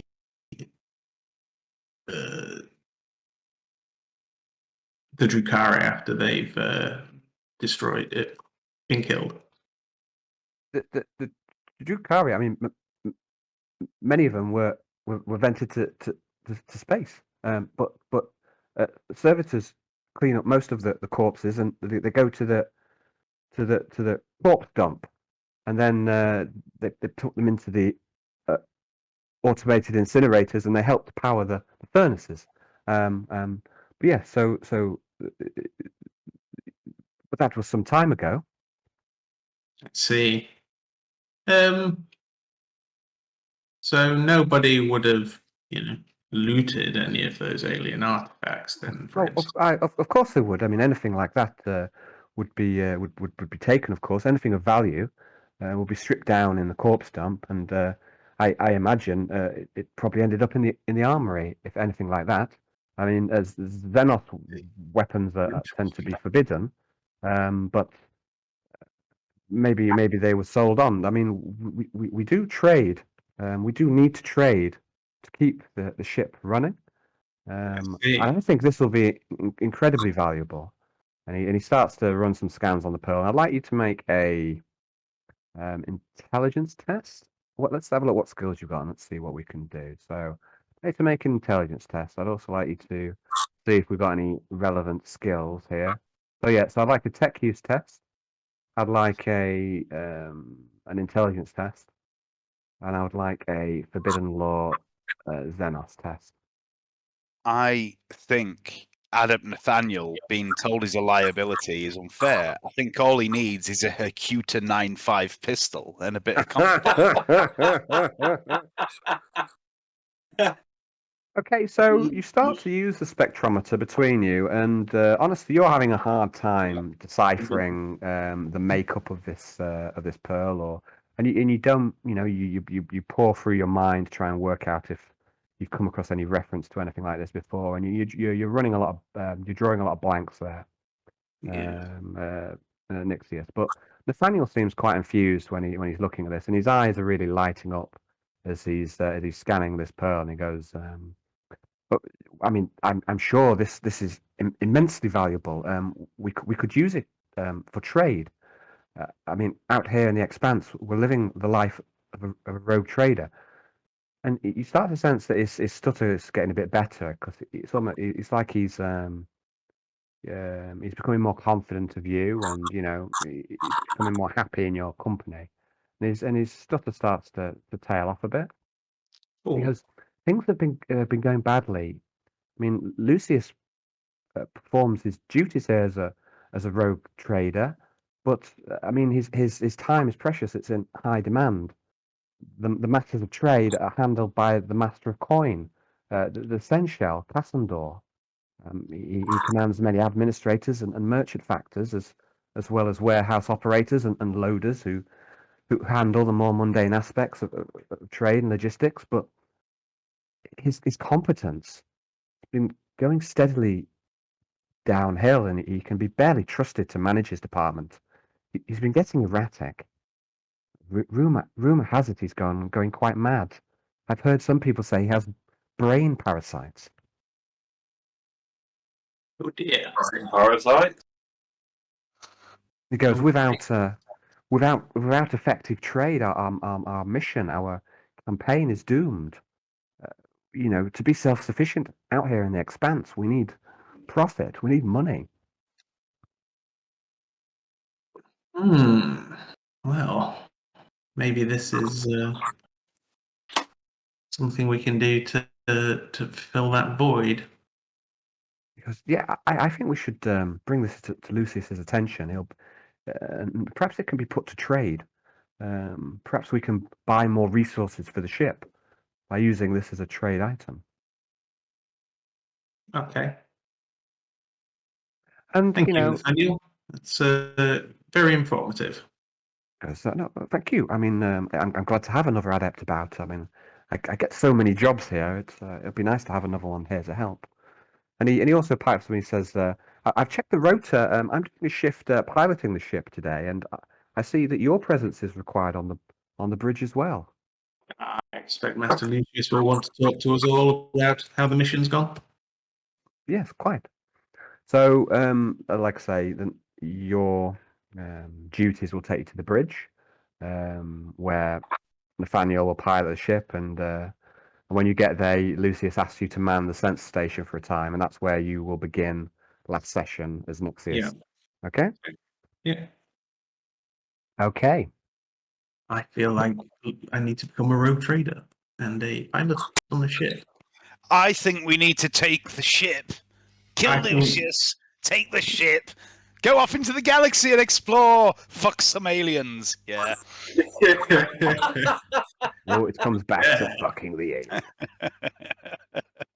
Gonna get some of that Brannigan? sweet, Yeah. sweet, sweet alien poontang. Courtney. Ain't dying for no inquisitor. I'm dying for a word, and that word is poontang. Courtney. Yes. You finished the mission. Everyone's going their separate ways. What are you doing? I'm going to just have a wander about and see what I can. Okay, you wander, and you just wander around and wander aimlessly for a while, and see what takes your fancy, and you don't see too many people out in the corridors, but you happen upon a room called the orrery. So Okay. this is on the ship. The orrery, I think, is, let's just check. The orrery. The orrery. The orrery. That's exactly what it is. The orrery is number 43, so it's right here at the front of the ship. Okay. So you wander around, you happen upon the orrery, and you wander in. The room is dark, but it's illuminated by a map of the Orpheus system. There's a light caster that projects a gigantic image of the planets that orbit the Orpheus star. I'm going to get my hand, sort of like start waving it around the light, sort of pretending to grab the planets. Okay, Yeah. so and you do that instinctively, and it's kind of as you suspect that you can kind of control the orrery to a degree with your hands as you at various parts of the. There's like a position where you stand and you can do this. So you can move the planets around. You can like zoom in on planets, or you can zoom back out. So you're basically, the orrery is using the ship's augers to relay information to this chamber, and it projects a map of this star system and beyond. And the ship's augers are quite effective. Cool. But the resolution and the accuracy of the images is dependent on the ship's distance from them. So you've got some great resolution of here in the Orpheus system, but I want the planet down below. yeah. So you focus in on the planet Orpheus 4. As far as you can see, looking around, this is the only planet that supports life. There are 5 other planets in the system, but as far as you can tell, this is the only one that can support life. It's a lush green color, and yeah, you enjoy watching it for a while. So you zoom in and you check. There's a main continent, and you can see some settlements thereon. And you can actually start to work out that there's a train track that goes across most of the planet as you zoom further in, and then you can actually work out where you've been.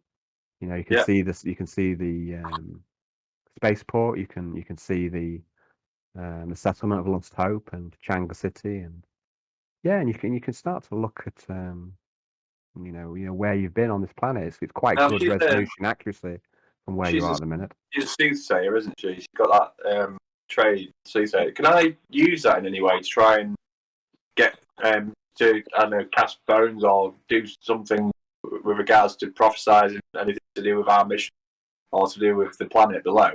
You need to ask. I mean, yes, you can try to Using the planets sort of like you can. You can. It's the same sort of thing that Yarn does, using exactly the same talent. So the veil is quite thin. Within this system. Now Yarn was a shaman on his homeworld of Dusk, and the veil's quite thin there as well. So he's actually quite skilled at soothsaying. This is not really Courtney's forte, which you can certainly try to. But what you need to do is you need to ask a question of the spirits. So you need to have a question to ask. So every time Yarn asks a question of the spirit world, it's something specific in that regard. What does the future hold for us on Orpheus 4 in this sector? Okay, so that's your question to the spirit world. Mm-hmm. So you sit yourself down in the orrery, and you've got the planet massive in front of you. It's quite large, and if you find it quite off-putting for times, so you zoom it back a little bit, just because it was kind of a bit too much in your face, and you close your eyes and you start to perform a soothsaying ritual. Your eyes twitch and flicker. I'd like to make a soothsaying roll. So your question is what is your future on board Orpheus 4? I love foretelling the future because I know exactly what's going to happen. The veil is quite thin on Dusk, you say, Alan. That's what. So I'm told. So I'm told. Yeah, not so you get distracted. You get distracted, Courtney. You flick the bones a few times, and you're not sure whether the spirits are really listening to you. And then you get angry, and you start to get distracted, and you see over in the orrery, there's something flickering behind the planet, and you realise that it's the warp rift. What you saw from down on the planet itself, what they call the miasma. Yeah. So it can be seen in here in the orrery, but the ship's sensors. Is there any information? Can I zoom in? Can I zoom into it and see what information's there? Like, if there's any information. Okay. You move back to the control panel and you start to zoom in on the miasma, but the ship sensors struggle to relay its image exactly. It glitches, it pixelates, it freezes and stutters. It's like that the ship's augurs struggle to convert that information of what they see into something that is accurate. So, but you do find this strange, stuttering, pixelating image hypnotic, or fixating, and you find yourself staring at it for some time. A minute, an hour. Beautiful, isn't it? You turn and you see a large, heavy-set man. He has dark skin and a thick nose and forehead. He wears circular goggles inset with a green glass that hides his eyes. He wears robes like yourself, and his attire puts you in the mind of the overseer, Dekdre, the leader of the Mother's Men, whose black robes you looted and now wear. This man's robes are a deep crimson. He doesn't appear armed, and in his manner seems to set you at ease. Oh, terribly so. How have you started? Checking out the sector, see where we are, see what we're doing. He goes, You know? my apologies. I did not mean to startle you. Allow me to introduce myself. I am Jagannatha. I serve the Inquisitor. Jagannatha. It's a perfectly good name, and I've told you it right now. Jagannatha. Jagannatha? It's an anagram of Phil Rothschild. I serve the Inquisitor, and as for his reasons for coming here, perhaps I know a thing or two, but there are issues of security. The Inquisitor wants to tell you. You don't want to tell everybody your plans. That's a terrible stress. Who does that? Only a. And he goes. No one I've ever met does that. He goes. I'm a psyker, like yourself. Oh yes. The master has told me to reach out to you and take you under my wing. You have wings? Just kidding. Well, then I'm just going to look him up and down, see if there's any wings concealed under his robes. I'd like you to make a fellowship test, please.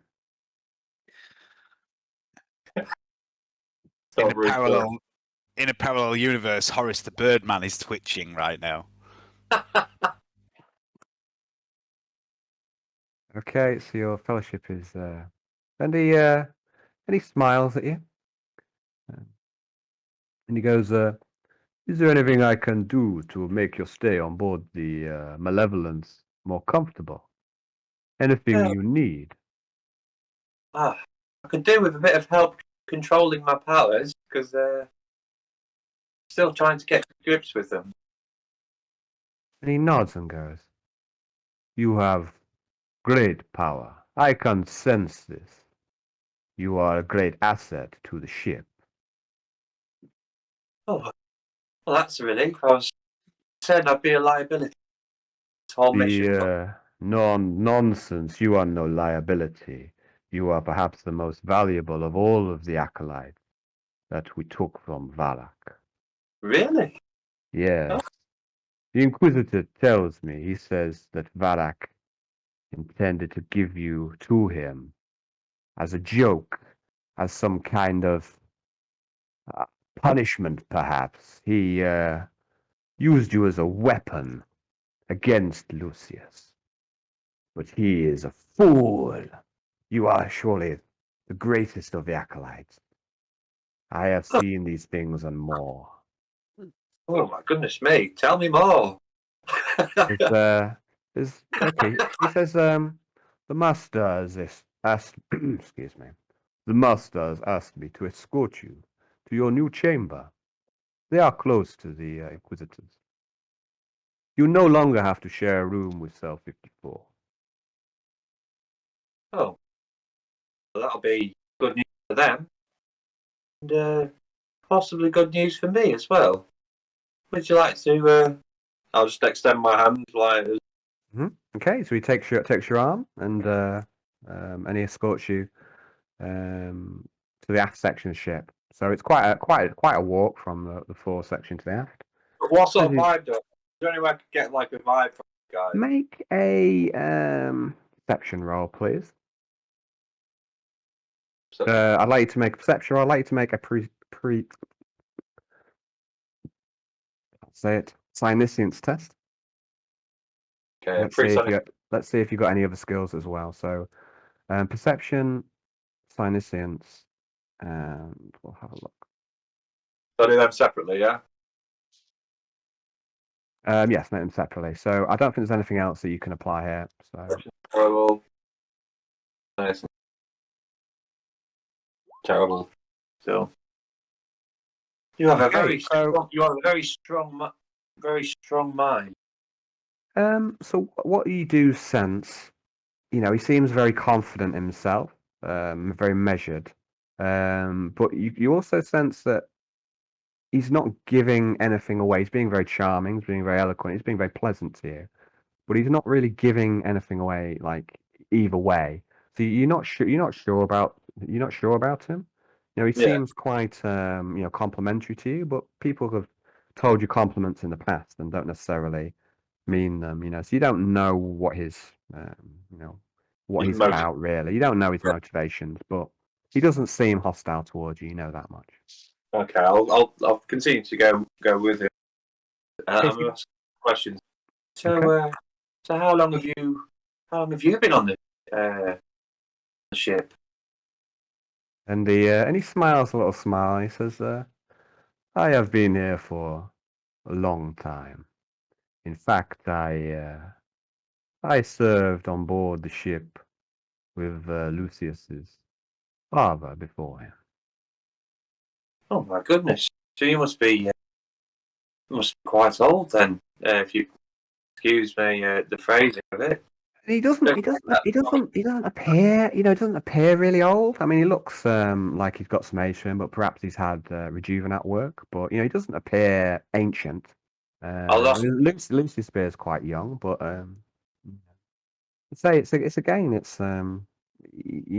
he doesn't look like he's very old. So Has he got fangs? has he got fangs? No. Not that you can see. Yeah, that's all. I'm concerned that a person that's very old. Okay. Ship. That Mhm. I know it's rejuvenate treatment, but I don't know anything about that. I just No. I mean, rejuvenate treatment just doesn't really occur on your agri world. No.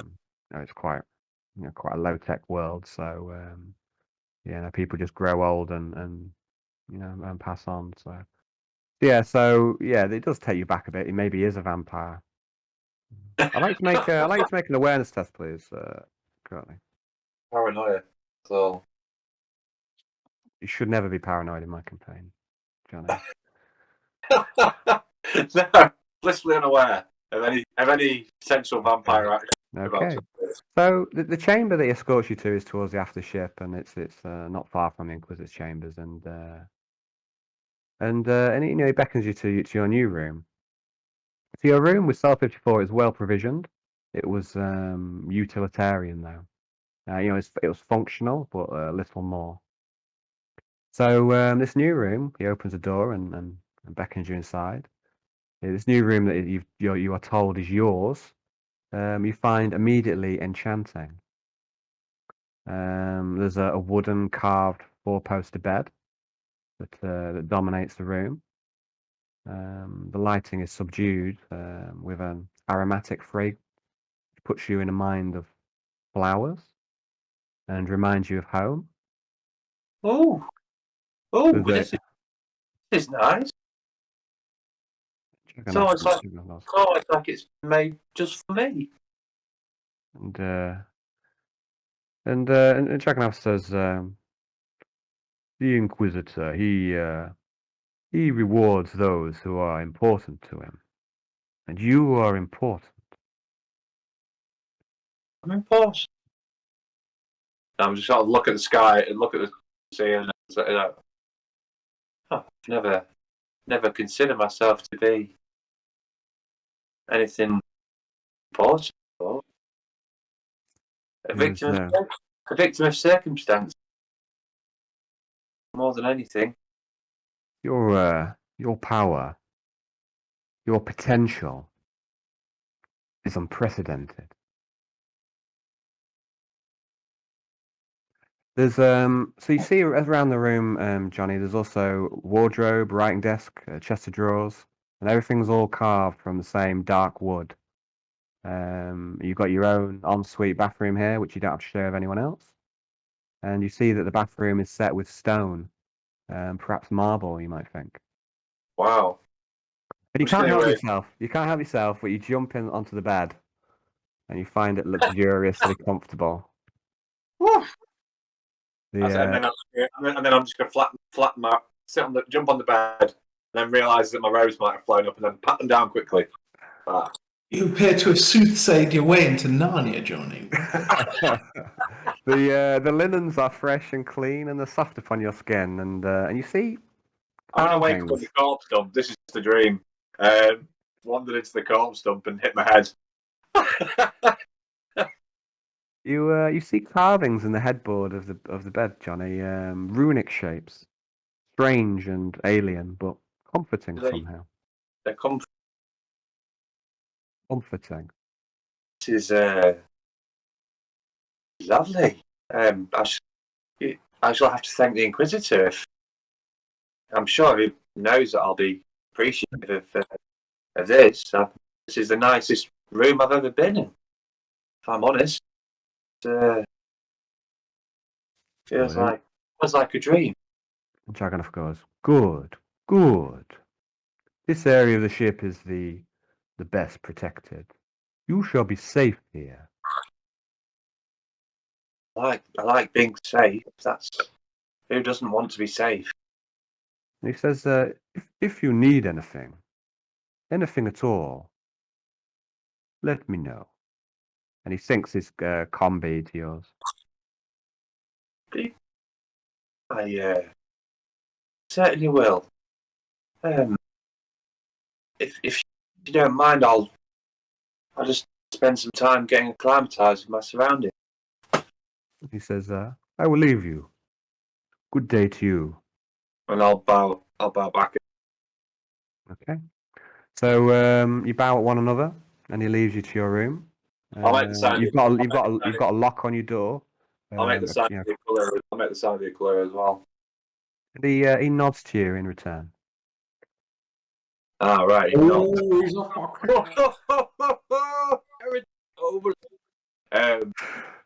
He's the one controlling the Inquisitor's mind. Of course, I'm sure he is, and I'm sure it's perfectly legit. So yeah, I'll just be like, and then I'll just make a mental note that he didn't make the sign of the Aquila back, but think nothing of it. I'll be like, maybe he's got no hand. I don't know. I wasn't looking. Got no.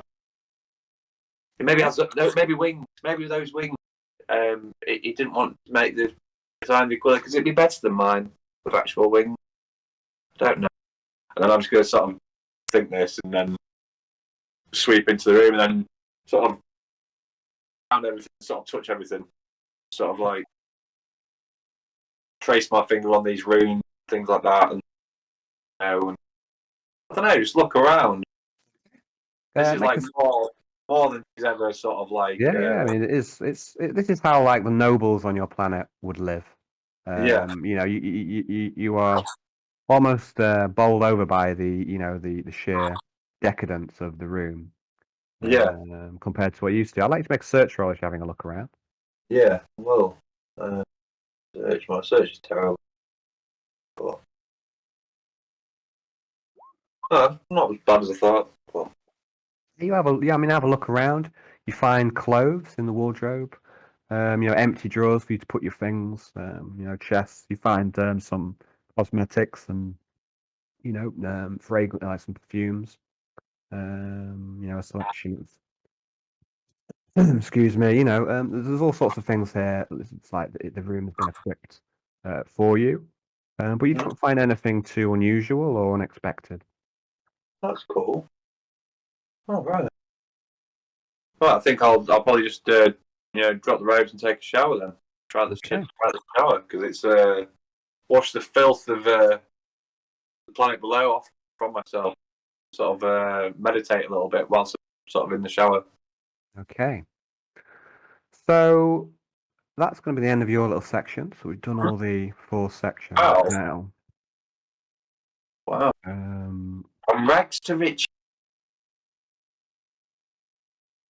Okay, it's like Cinderella that potentially go great problem. So I'm not sure. I think I'm a bit tempted to wait until next time.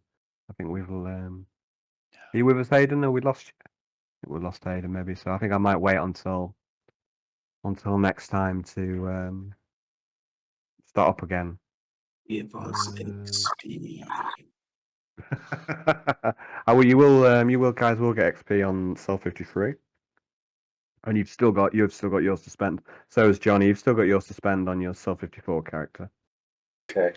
Dave just went and just like did it pretty much straight away. Because I it was did already actually do it. planned. I'm surprised I didn't mail it to you. Oh, 6 I thought you were going to. I'm sure you asked